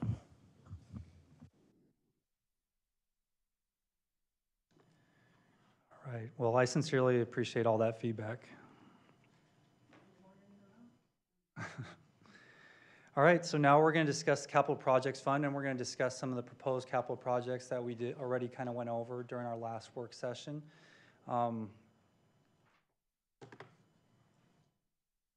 As council discussed with town staff during the last work session, town staff is proposing about $10.3 million of capital projects, including $8.1 million of public works improvements and about $2.2 million of parks improvements. And just keep in mind, some of these expenditures will be covered by other funds, which I'll show you on the next slide. So on the screen is essentially what I started to provide the information for during the CIP work session. At the top, $10.3 million of proposed capital projects. And the next two numbers are the numbers I specifically cited during that work session. We project to have about $6.9 million of projected ending capital projects fund balance based on this fiscal year's operations. Adding to that, after fiscal year end, we project to have about $4.7 million that town policy will require us to transfer from the general fund into the capital projects fund. So that's the $11.5 million that I kind of gave you that big picture number during the last work session. This table is just incorporating additional figures for consideration in fiscal year 25 operations. That next number is $900,000 that we project the town will receive and deposit into the capital projects fund based on that construction transaction privilege tax, as well as those grant monies that will reimburse the fund of $2.6 million, and the Parks Development Fee Fund monies and the Downtown Fund transfers of $1.5 million total. So that gives you a big picture considering the fiscal year 2025 operations, the current year operations, as well as other funding sources. We have about $16.7 million available to take care of these proposed capital projects of $10.3 million. Paul, quick question on that slide. So I see that we have a general, excess general fund revenues over expenditures of about 4.7. And the bottom line is we've got 16, almost 17 million available for capital projects. Can any of that money, based on council decision, be swept over into streets? Well, Mayor, council member, good question. I think really it depends, right? If you look at each of these numbers, if council directed us to do something different than past council direction, I think it is possible. For example, the $4.7 million, that's required by town financial policy right now, which was approved by council. That could be something considered. The construction taxes, that half of those are deposited into the capital projects fund. That's based on past council direction as well. So those are really the two items that you could consider for something like that and further discussion and further council meetings. Maybe this is for Justin. What limitations do we have to use capital money for streets? Like, what kind of a project where it wouldn't be maintenance and it wouldn't be, you know, how can we use capital funding for streets? Because I know we use some, but I've always kind of like, what actual project would say, no, we can't use capital funds? Yes, we can. So, Madam Mayor, and it's a good question. So the capital is really based on, so it has to be basically $50,000 or above, and really a one-time. So we're going to go in and we're going to build or eliminate a gap in something. That certainly adds to what we do in streets, but they're two totally different funds used for different things. So the street fund is really for maintenance and reconstruction as needed, and the capital has different uses. Do they complement one another? Absolutely.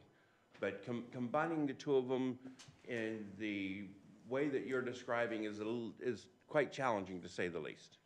Is there a way that, say, Palomino Boulevard is a capital project, a one-time capital project?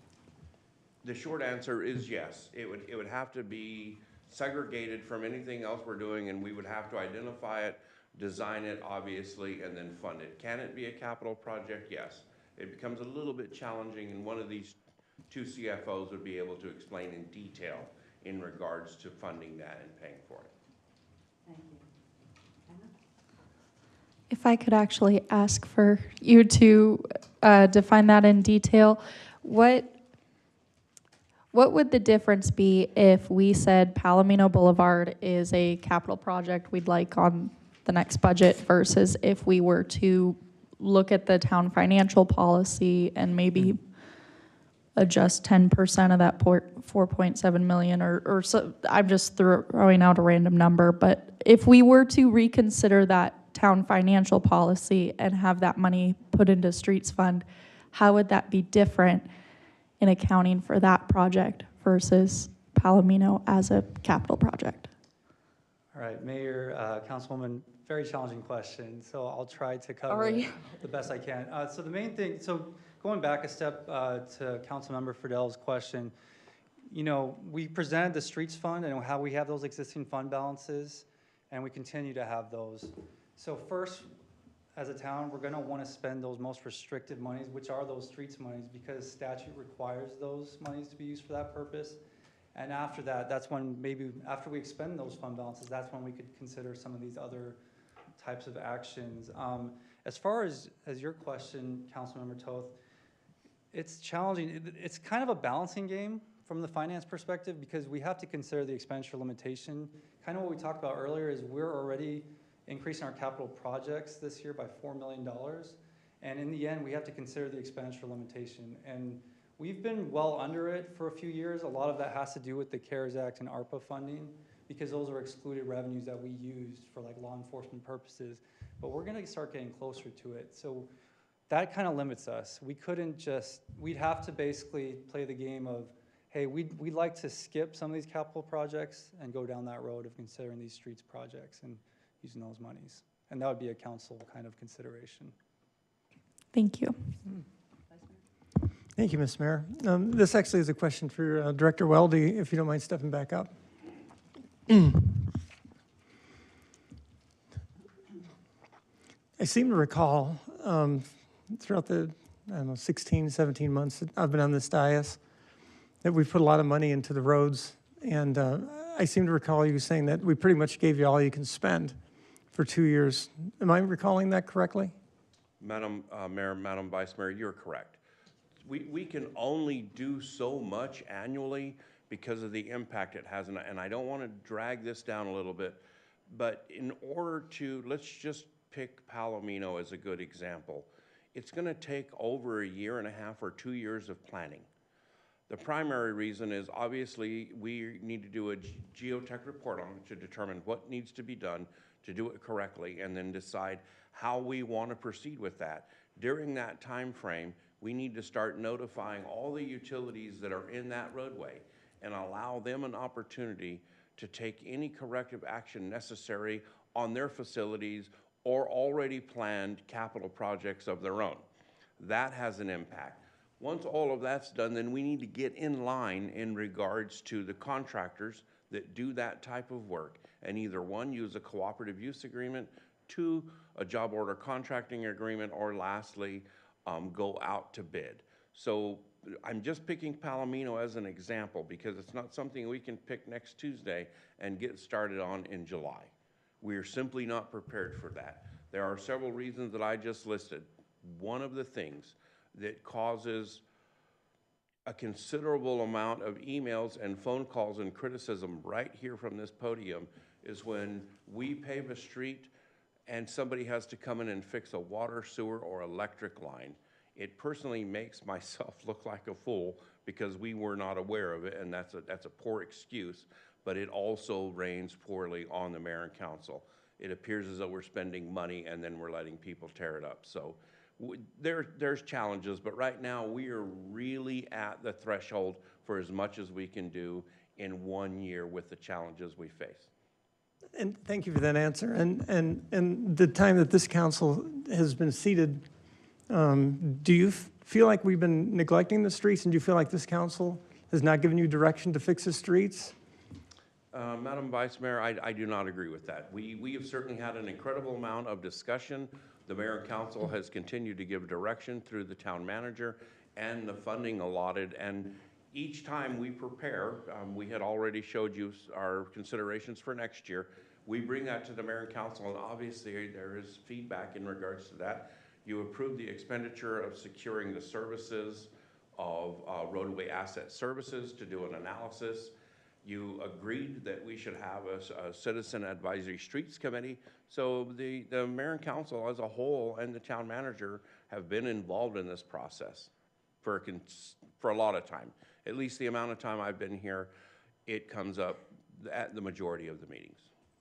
Thank you for that, Director Weld, because that's also my considerations. It seems like almost every town council meeting that we take these up. I know Councilmember Fidel has been a pit dog, trying to reallocate funds, trying to put funds into the HERF, trying to take the fees, put that into the roads. So it seems like my recollection is we've pretty much done everything that we can to fix the roads in this town, and without actually compromising too many of the other services that the town provides that the citizens need and want. I know some of the people on the outlying streets might want their streets to get fixed first. I would never accuse anybody of going to their homes and accepting campaign contributions to do that. That would be inappropriate. But I know that that's one of the things that we have to go.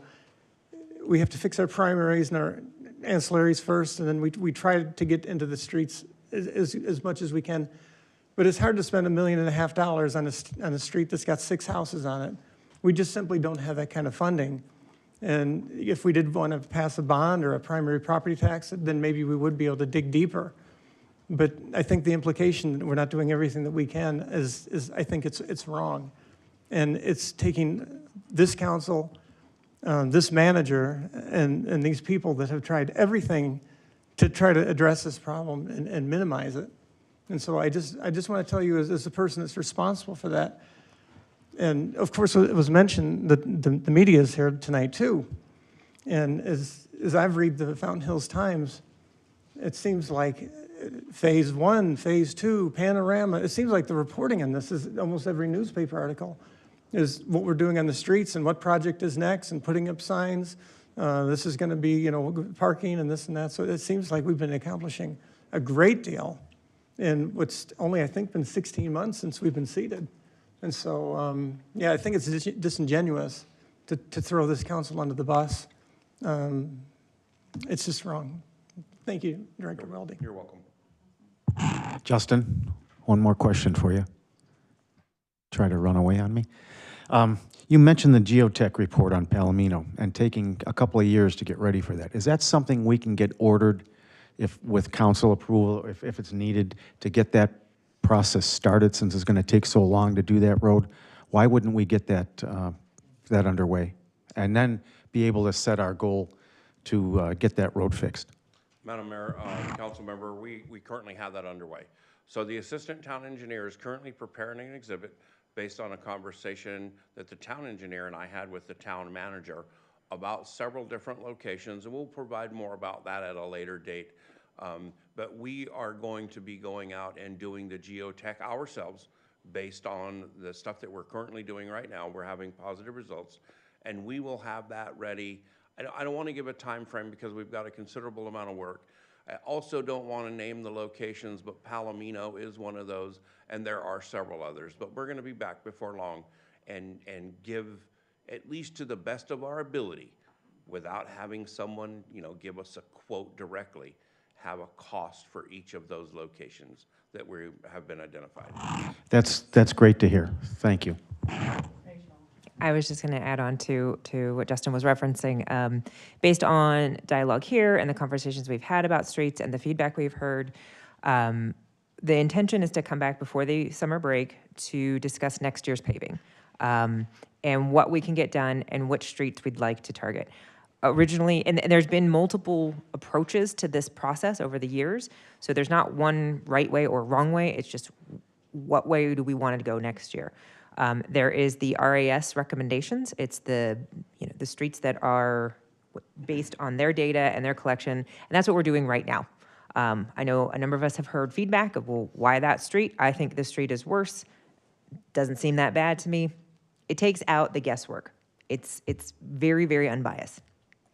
That being said, we definitely know Palomino is a priority, and it is a very well-used road, so we threw that in the mix. And then we're also taking a third look at, from what we're seeing at the staff level, where are we investing a lot of time and effort in our pothole refilling? Where are we seeing claims in terms of damages and other vehicle issues? Where are we seeing our time and resources being invested? And we'll be bringing that back as well. So the idea will be to give you some options of what roads you want to move forward with next year, and what can we reasonably do with the budget that we have, and then we'll take it from there. So we do hear the conversation, and we're absolutely willing to, meet you halfway and figure out what the best course of action is. Thank you, Rachel. I appreciate that. I know I'm one of those people that are talking to and the Palomino theme. And so I do appreciate that. It's hard because we get information from RAS and then that, all of those pages and pages and pages of every single street and this many inches and whatever, and then the committee disseminated that and put it in a way that came up with a plan that was a little bit more palatable, maybe money-wise or whatever. But then we have the third, which is, Palomino, Golden Eagle, whatever. That's what we're starting to get to, that point where we might have to blend some of this stuff. So I appreciate that very much. Thank you. I'm sorry, Brenda. Yeah, Ms. Mayor, if I may, just one more thing. And this is a program I don't think people maybe are familiar with. A lot of times people will have a pothole in front of their house and curse this town, Fountain Hills. We don't have to fix the whole street to fix a pothole. And if the public out there right now wants to reach out to our town engineer or to Justin Weldy and report potholes in front of their house, we do have patch teams that are designated just to go out there and fill these potholes. And so it's just something that maybe people don't understand, they don't appreciate it, they don't know. But if somebody's got a driveway that's got a pothole or several potholes out there, simply contact your town council person, the mayor, Justin, or David, and we'll fix them, and we won't even send you a bill. How about that? Vice Mayor, on that note, you can also do it online, just in case you can go that route too. So one more option. Just wanted to throw that out there. And how would they do that? Yeah, I'm so glad you asked. You can go to the town website where you can upload it. You can send photos, you can send location, that type of thing. And that way, and then it gets disseminated to staff, and then we take it from there. So use the town website. We're also out on the boots on the ground, and we see it too. So the more the residents help us and let us know, they are often our eyes and ears on a lot of things. So we appreciate it when they do. So is this anonymous? Have I got a street for you? Thank you. All right. Great conversation. Thank you. Appreciate that. All right. So based on council feedback at previous work sessions and the council retreat, we categorized proposed capital projects, the $10.3 million we mentioned, into green and yellow light projects. Our understanding of green light projects indicate that council has approved these projects to move forward to completion and will only require coming back to council if the project substantially changes in scope or cost. Now, our understanding of yellow light projects indicate that council has approved the project to move forward on tasks such as planning and bidding, but should be brought forth back to council for final approval of the construction costs. On this slide are the projects that we consider green light projects in the community services kind of realm and the department.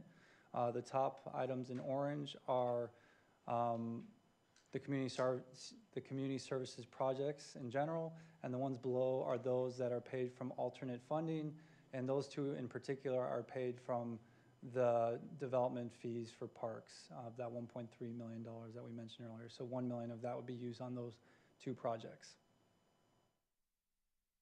On this next slide are the green light projects in public works that we discussed at the CIP work session as well.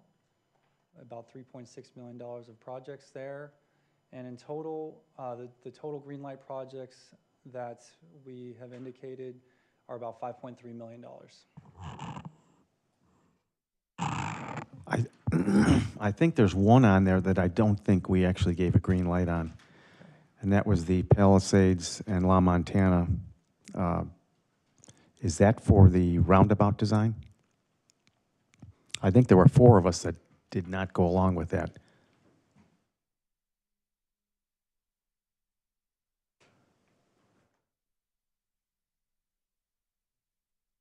Mayor, council member, yes. Yeah, I don't think that that direction was correct on that one.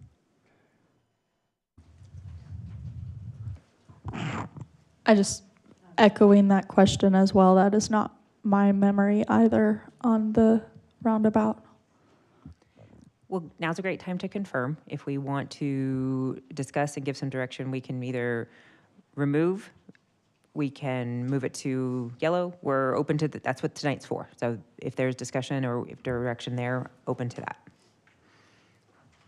I'll go ahead and kick us off if that's okay.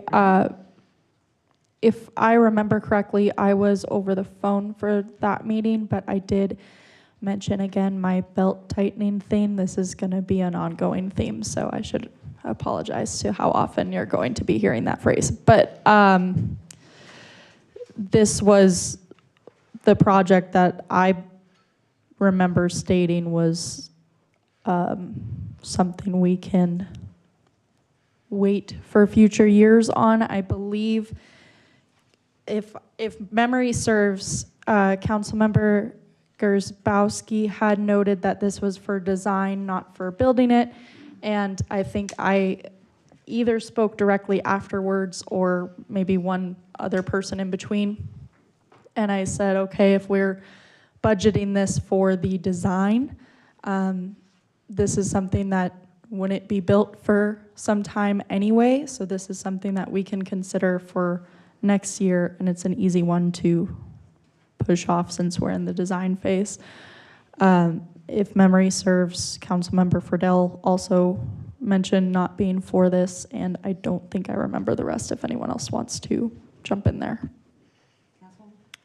According to my notes, I believe Councilman Toth is, or Councilwoman, sorry, Toth is correct. The concern was brought up that if we do okay the design now, it'll be built in fiscal year 26, but that was not really the conversation. The conversation was, let's do the design now, then in 2 or 3 years, a future council can say, okay, now it's time to do it.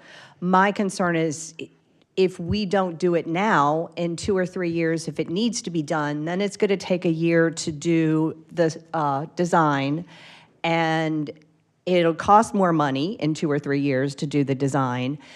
And according to my notes, Justin said the design alone takes 10 to 11 months. So once it gets to the point where a council says we need to do something, I would like to have the design done so that then they can go out for bid and start trying to figure out how much it's going to cost and if they want to do it. And again, we're talking years before this thing gets built. I just feel like it would be great to do the design at today's prices instead of doing the design at, say, fiscal year 27 prices.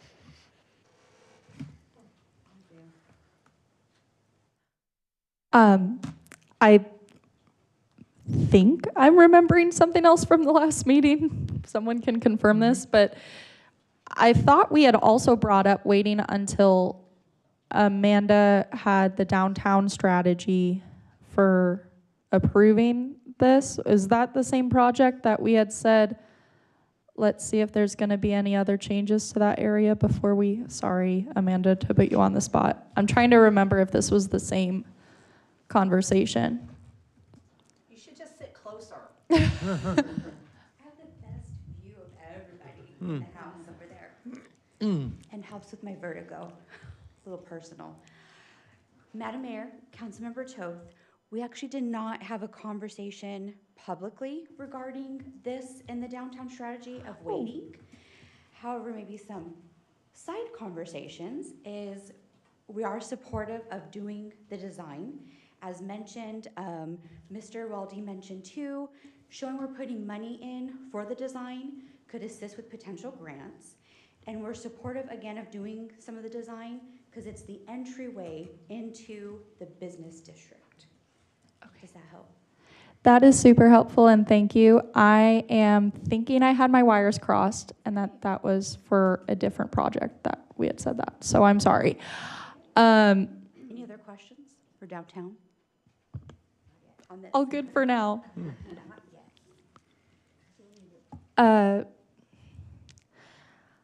I would still personally argue, and even if maybe there was a miscommunication, again, I know I was over the phone for this meeting, so I might have missed that. We had decided to just leave it in. My personal opinion would be that we can design it once we know we're going to do it. And I think that at this point, this is something that can wait. Again, if I'm really hoping to show the community that we're serious about finding as much money as we can, I would think that this is a good candidate for that. Thank you, Ms. Mayor. Yes, since we're just all playing, what do you remember? I remember I kind of didn't like this project either as a roundabout, and I specifically mentioned I didn't like it going from 8 lanes down to like 1, and I called it road diet-ish. And I do think that something's got to be done with this intersection. It's very large, and Justin, you please listen to this conversation. There's just a couple little stop signs, and I've literally seen people just drive right through it and not stop because they didn't see the stop signs. And so, you know, I spy a dangerous intersection, but I don't think that putting a roundabout there and restricting the traffic, it's almost like a choke point right there. I just wouldn't be for that myself. And I do think the guidance was against it when we just discussed this, whenever that date was. And so, I would like to scrap the design, but then maybe come up with something to make it a little more safe. Maybe some cautionary lights, just more flat, yellow flashing, whatever, to remind people that this is a 4-way stop. And so that's my recollection. I do think we talked about not only the idea of that it would go up in price.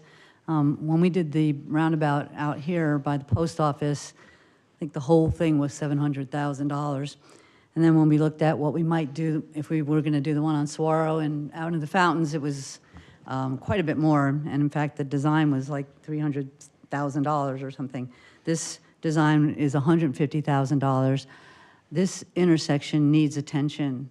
It has nothing to do with trying to stop cars from going through or anything like that. It has to do with being safe. You can't cross there without, like you said, 8, well, it's not really 8, maybe 6, because you've got turning lanes, then 2 lanes, and you've got 4 ways that it's coming. We just heard from the chamber was talking about how many vehicles go by their sign every month, and they said 77,000 cars on average go by that sign, which is almost 2,500 cars a day. And that's on Palisades, and that doesn't count La Montana. That's a lot of traffic. And that is not an intersection that we should just leave at this point at all. And I think it should be narrowed, and it should be made more safe. And we've already had the design as far as saying which would be the safest thing we could do there, which is a roundabout. This roundabout works well here. It's just a traffic calming, pedestrian friendly area. And if that's going to become part of anything that is downtown, with Bashes there, with all the other things that are going on around there, and in addition, there are homes there, I think it's very important for us to do something with that intersection. I would really like to go ahead with this, particularly at this low cost for the design, which is the engineering design. And again, having that ready, and I know that we did talk about that, makes it easier to get what would be probably a very, very healthy grant, because this is a pedestrian safety issue. So I would like to keep it on if, yes, Jerry. Mayor, I think we could have our town staff take a look at maybe doing some different kind of striping in that intersection. I'm not for this. You can't sit here and convince me that pulling stop signs out on a designated truck route is any safer for pedestrians crossing that intersection. We have 2 designated truck routes in this town, Saguaro Boulevard and Palisades. Having trucks roll through there at 30 miles or plus an hour per mile, with pedestrians crossing there, you can't convince me with any study that you come up with that that's safe for pedestrians. So I think maybe we could forego this. We're not going to build this. We might not have the money to build this for 5 years or 10 years. You're going to get a design done now that inevitably will sit on top of the refrigerator, let it collect dust, and it might change again, and something else will come up, and there'll be a better way to do it. I don't think we need to put the money into this right now. I think it's prudent to scrap this right now, have our town staff take a look at that intersection, and see if they can come up with something else that would make it a little safer for the pedestrians. One thing I heard from residents in this town is the fact that that stop sign that's sitting there, you've got a left-hand turn on the other side of the stop sign, and that could be confusing to people. Just that in and of itself could be a fix that would make that intersection a little bit safer for pedestrians and cars going through there. So I think we need to have our town staff take a look at this intersection and maybe see if they can come up with some solutions. Bank our $150,000, put it toward road work or something else that needs to be done. And when we're ready to do this, then we do it. It's, again, $150,000, yes, it sounds like a good deal. However, we're not ready to build this, and we might not be for several years down the road. I'll let you go, Peggy, but I just want to say I again believe that this would be very eligible for a grant, and I would not put it up on a shelf if I was still here. Thanks. Go ahead. Thank you very much. I agree with Mayor Dickey and Sharon. This is a dangerous 4-way stop, given the amount of traffic and given where it is that happens daily. There's traffic there, et cetera. In conjunction with what Amanda said with the downtown improvement plan.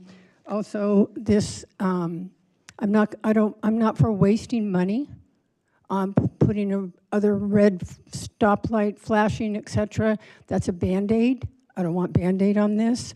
I would like to be more proactive about providing safety for everybody at that intersection. I think it's a dangerous intersection. I don't like it. I don't think it's even attractive for the town. I think that a roundabout has proven itself to be very, very safe, costs less to put in, is less maintenance than a traffic light. So I am for spending this reasonable amount of money on a design. I know we don't know what the next council is going to be like right now, but they're going to have to pay attention to this particular 4-way stop in the future, and I'm just not for waiting around any longer to be proactive and take some safety measures in a design which would go towards helping and educating the next council and making a better educated decision about what to do at that intersection. So thank you.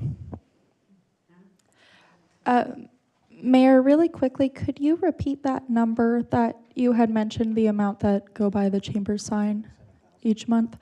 77,000. Yeah, it said the LED sign, approximately 77,000 a month on average, and then I just divided it. Yeah, so like 31 or whatever. 2567-ish, 6.6666 a day. About that would be assuming, conservatively assuming that cars aren't driving at the same pace at 2 a.m. So let's say like 13 hours of regular traffic going through. That would be about $197 an hour, about 3.2 a minute. Well, 3 a minute, because 0.2 of a car would be kind of weird.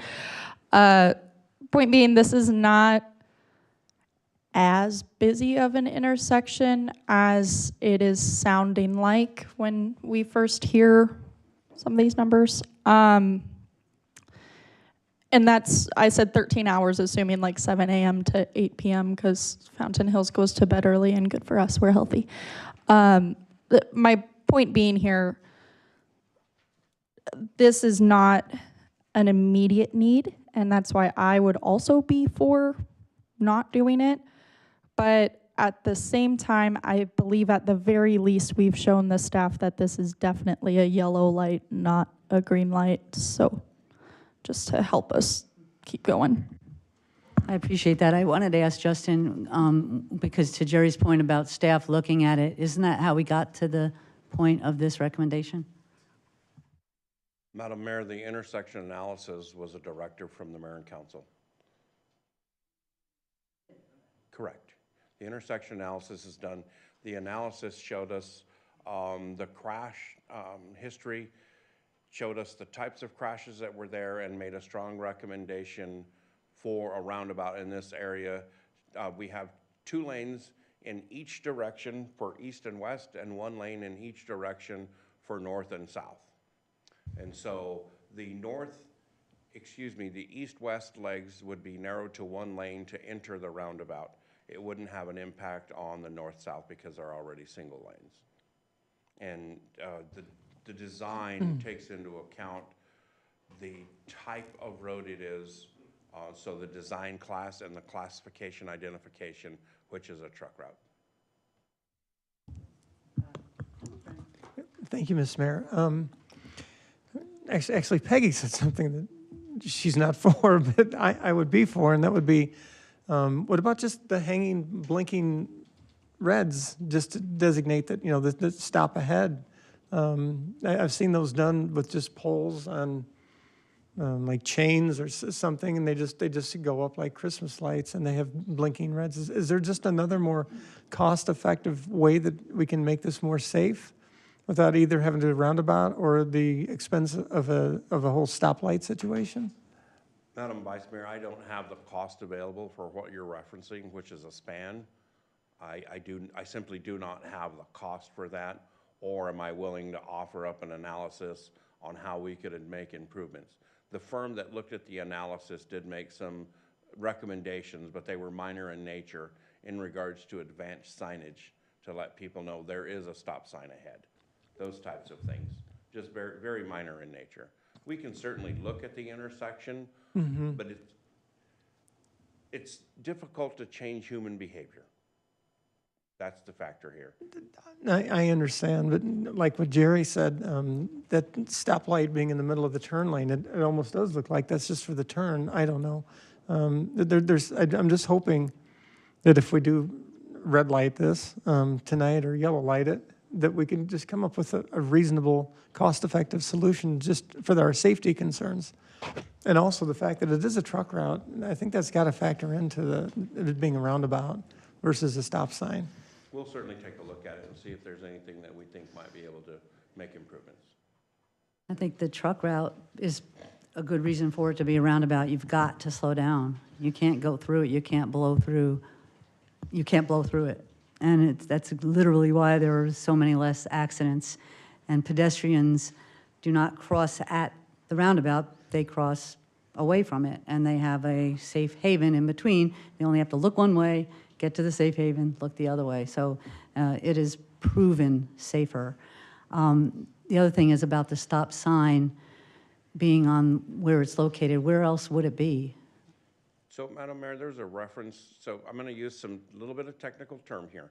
So we reference near side right, and we reference near side left. When we have a split, which is what we refer to as the carrot configuration for striping, it's not a good idea to put the near side left stop sign on the left side of a dedicated left turn pocket, because people that are coming from an opposite direction making a left turn, think Verde River at Parkview, have a tendency to run those stop signs over, even with giant orange barrels on them. So by offsetting it that 12 feet to make it a near side left for through traffic, but near side right for a left turn is more economical and are feasible, and also follows the guidelines on the manual for uniform traffic control devices, which is really tells us what we need to put there, when, the distance, the size, the height, all of those things. Easy to understand? It's where it should be. Rachel? Mayor, for the purposes of this conversation, I think it's pretty clear that there is still some division on what we want to do. So this definitely moves to yellow, if not red, depending on further conversation. I think also we have a traffic safety and pedestrian committee.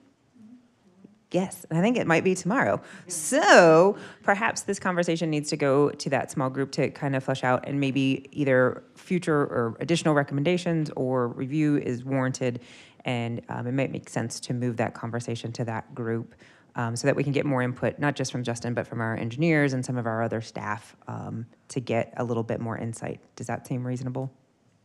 Great.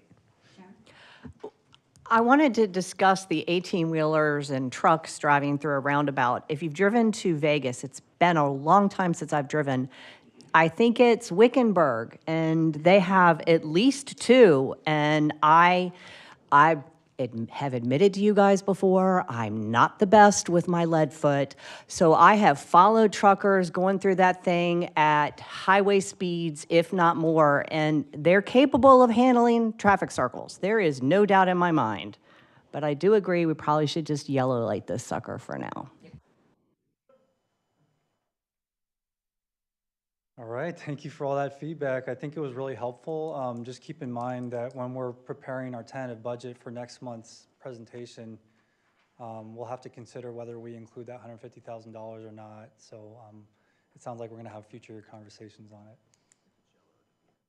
Yeah, if it's a yellow light project, we would include it in our tentative budget. If it ends up being a red light project, we would take it out. I think including it, just even if it ends up being some kind of a striping or a different kind of a situation, it's probably good to have that in there. All right. So moving on, that was a fruitful conversation. But so the projects that we considered yellow light projects are on this slide and the next slide.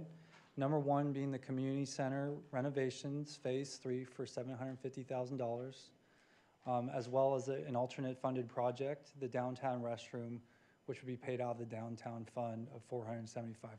So at this point, we're categorizing these as yellow light projects. And for the downtown restroom, town staff is following council's input and should have further information for the project by the beginning of next month. Thank you. Councilwoman. Going back to the community center renovation, excuse me, I thought that was, on the reservation, I thought that was a need. I thought that was something that had to be done in order to complete the project. It certainly does. I think the question that was brought up was, what are we getting for $750? How do we know it's going to be done? What all does it include? The scope of Okay. it. And so based on the conversation, what staff will do is, it will be budgeted for, but we will work with our contractor and vendor to get a better idea of what that includes, and then come back before we do anything. Thank you very much. Great.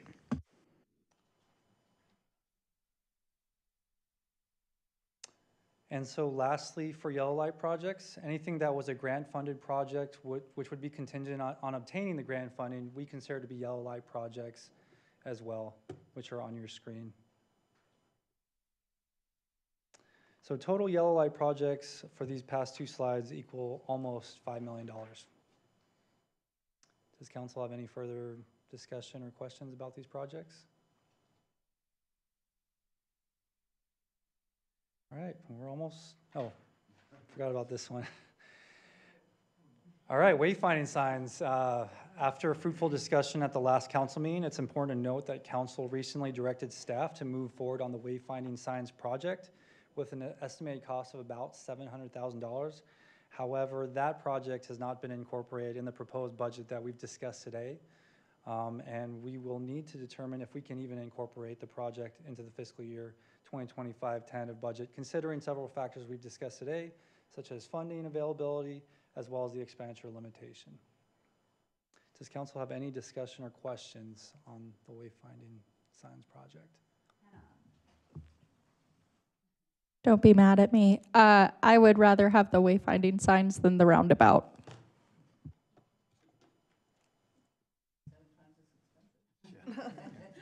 You're not saving us a lot. I have a concern with the dollar amount on this, $700,000. I just think that's an awful lot of money. So I asked the question, how many wayfinding signs do we actually have right now that are up? I know some of those brown signs have disintegrated and been removed. So I guess I ended up at, originally there were 55. Do we know how many are still in use right now?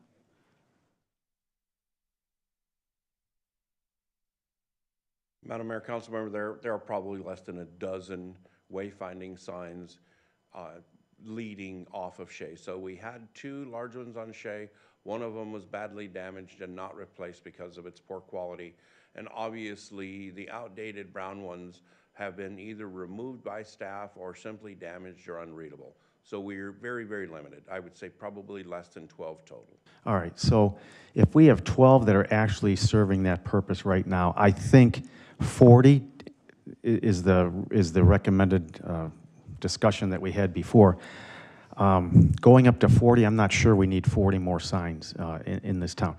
I love the signs. I love the look. I think they're perfect. They'll last a long time, but we need to come up with another number to serve the town, I think.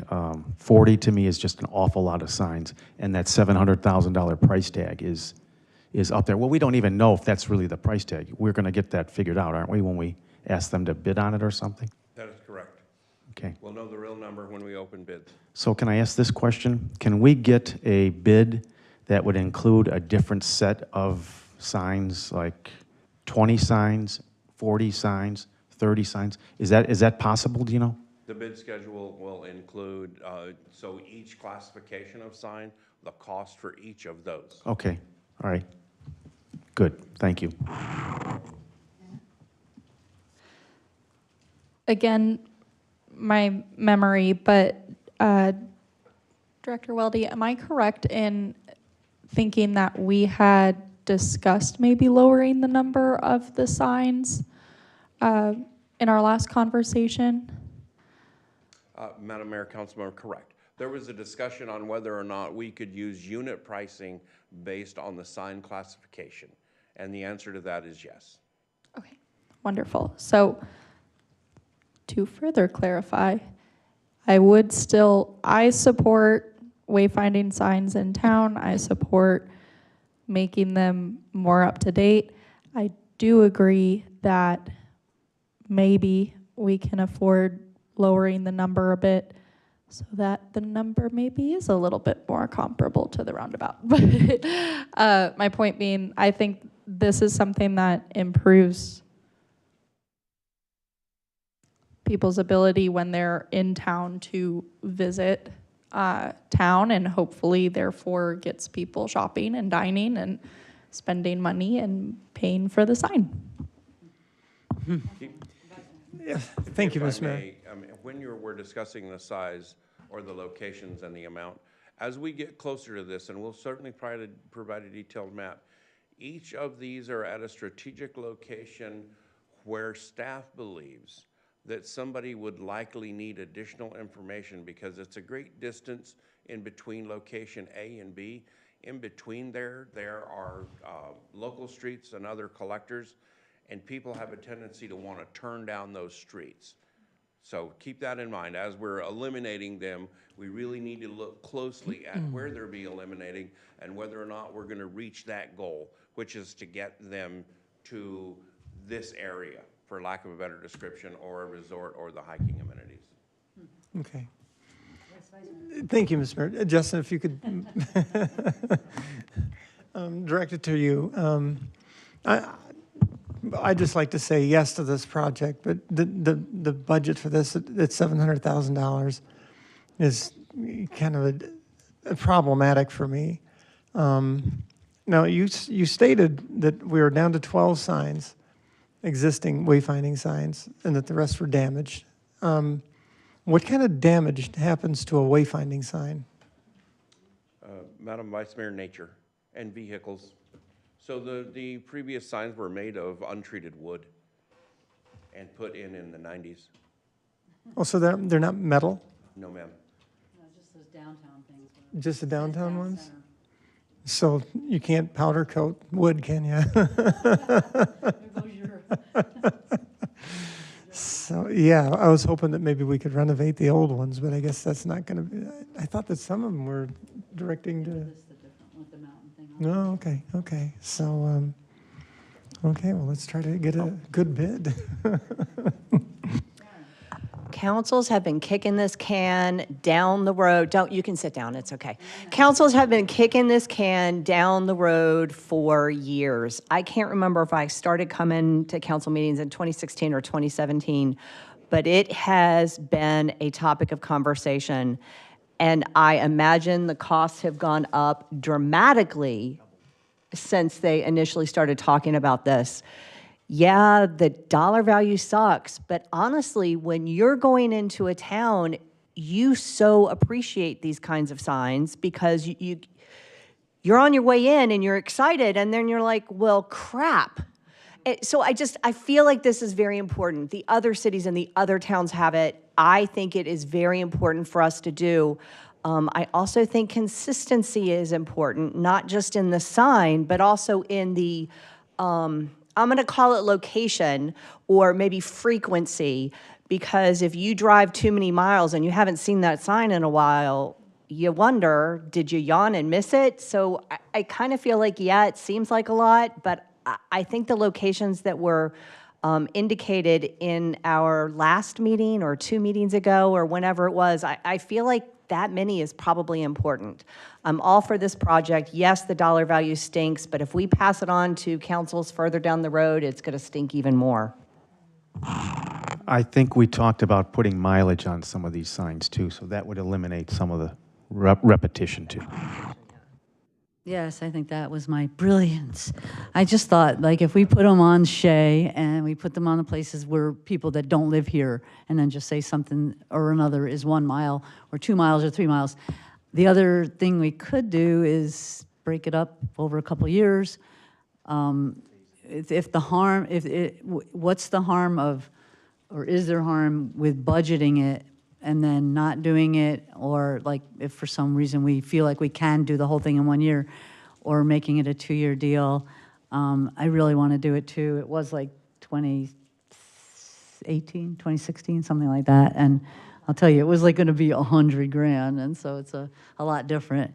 The design was 100, and then the signs were just going to be pretty comparable. And we were even looking at, not we, I was on the council, but monument signs, and this doesn't even do that.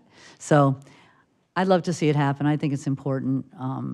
I think the 700 is kind of making us all a little antsy. Yeah. I think that's what gives everybody a little bit of pause. I mean, I feel like the direction was, yes, everybody seemed to like the idea. It's the dollar threshold that seems to be uncomfortable. So what we're looking for is what number would you like us to put in as that placeholder for next year? If it's 700, that's fine. If it's less than that and we want to take a phased approach, that's certainly fine. The question is that no matter what number we pick, we're going to have to figure out where that comes from based on what the budget was presented tonight, because it's not currently integrated. So the direction we're looking for is give us the number you'd like for us to work with, and then we'll adjust the budget accordingly.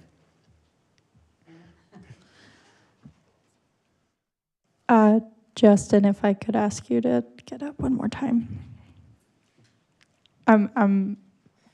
We're all getting our steps in tonight. I'm so sorry to our staff. Okay.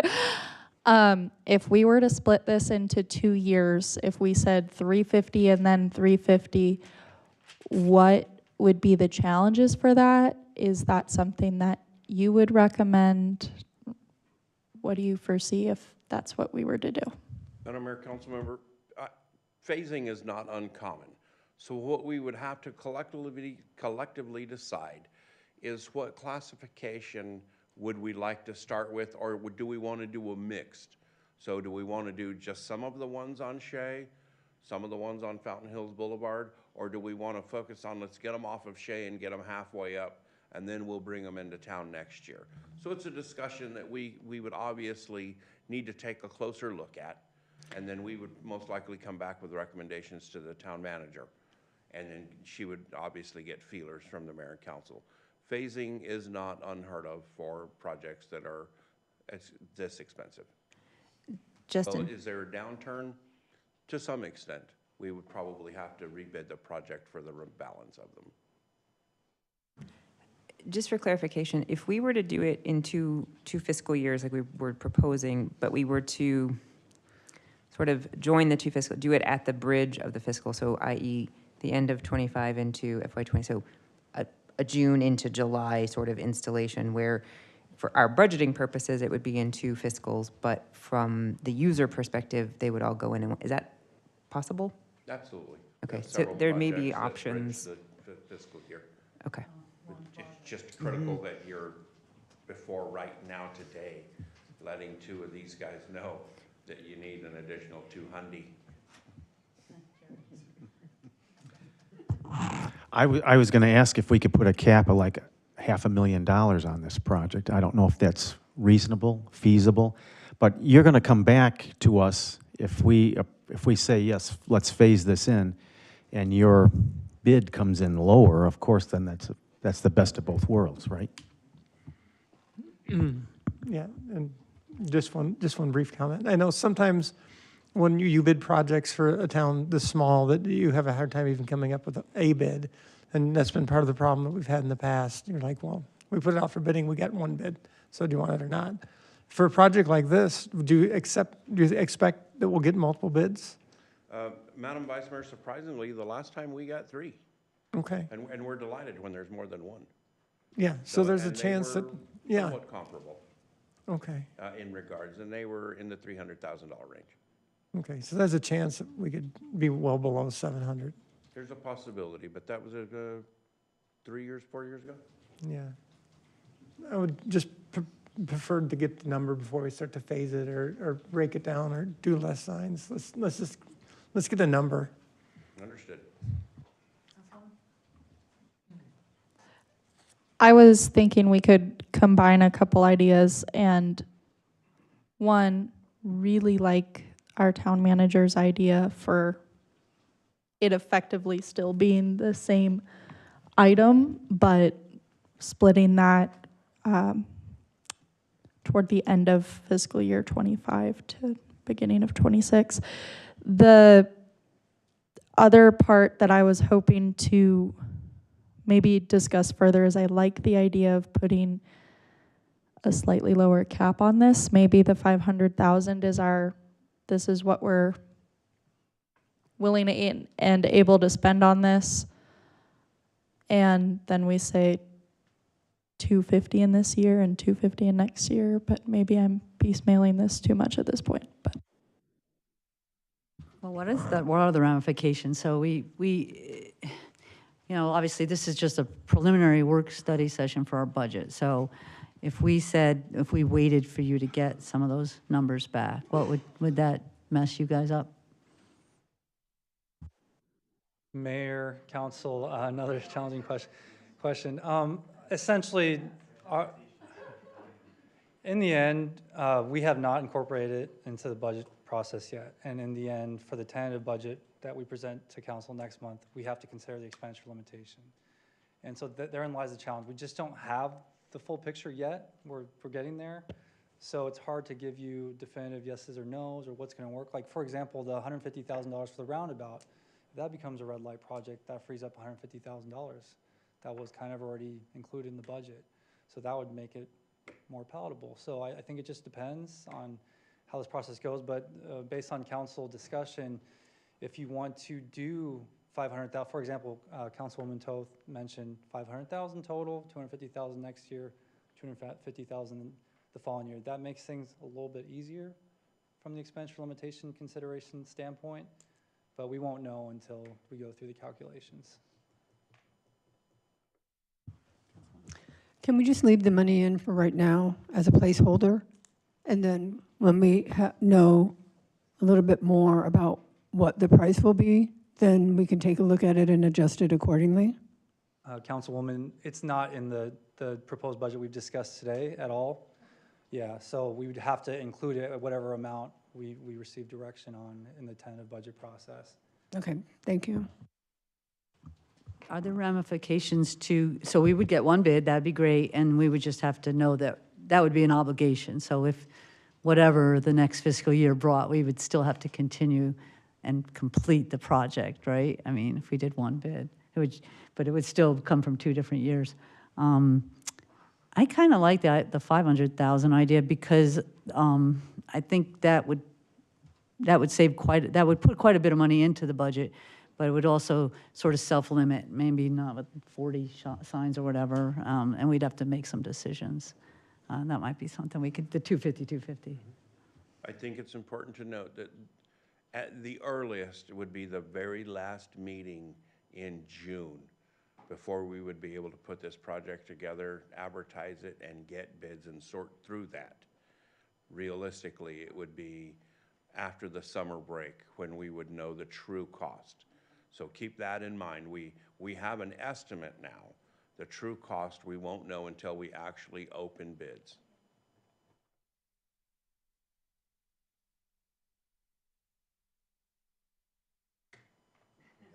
You got it? All right. All right, presentation's almost complete, just a few more slides, so bear with me. So for the environmental fund that was mentioned at the beginning of the presentation, we still have a fund balance that we anticipate spending down next fiscal year in accordance with council feedback at the budget retreat. We still project collecting investment earnings in this fund based on the fund balances, the cash in the bank that we're holding. And we are keeping a consistent budget for fiscal year 2025, granting the budget authority to continue to spend these monies. And lastly, in our presentation, here are other funds not discussed today, including economic development, development fee, and internal service type funds. Earlier this year, before I was a town staff member, council directed staff to defer replacing 3 vehicles. Therefore, we did not include proposed expenditures for these purposes for fiscal year 2025, but we will bring this back to council in the future. Does council have any questions? No? Start with some questions now. No. I think we've asked, and we really appreciated all your input and all the staff input into creating this, and we'll do our best to get over the finish line with this and have good conversations with Rachel. Jerry? I just want to say thank you guys, all the staff, for this, for the presentation. We value you, and thanks again for all your hard work. All right. Anything else, Rachel? No, that leads us to the end. I think we've got direction on all the pieces we needed. So when you see the tentative budget come back in May, it should reflect those changes and should look pretty similar. So we'll keep moving forward. We appreciate the feedback and the time tonight. Thank you. All right, we are adjourned. Thank you.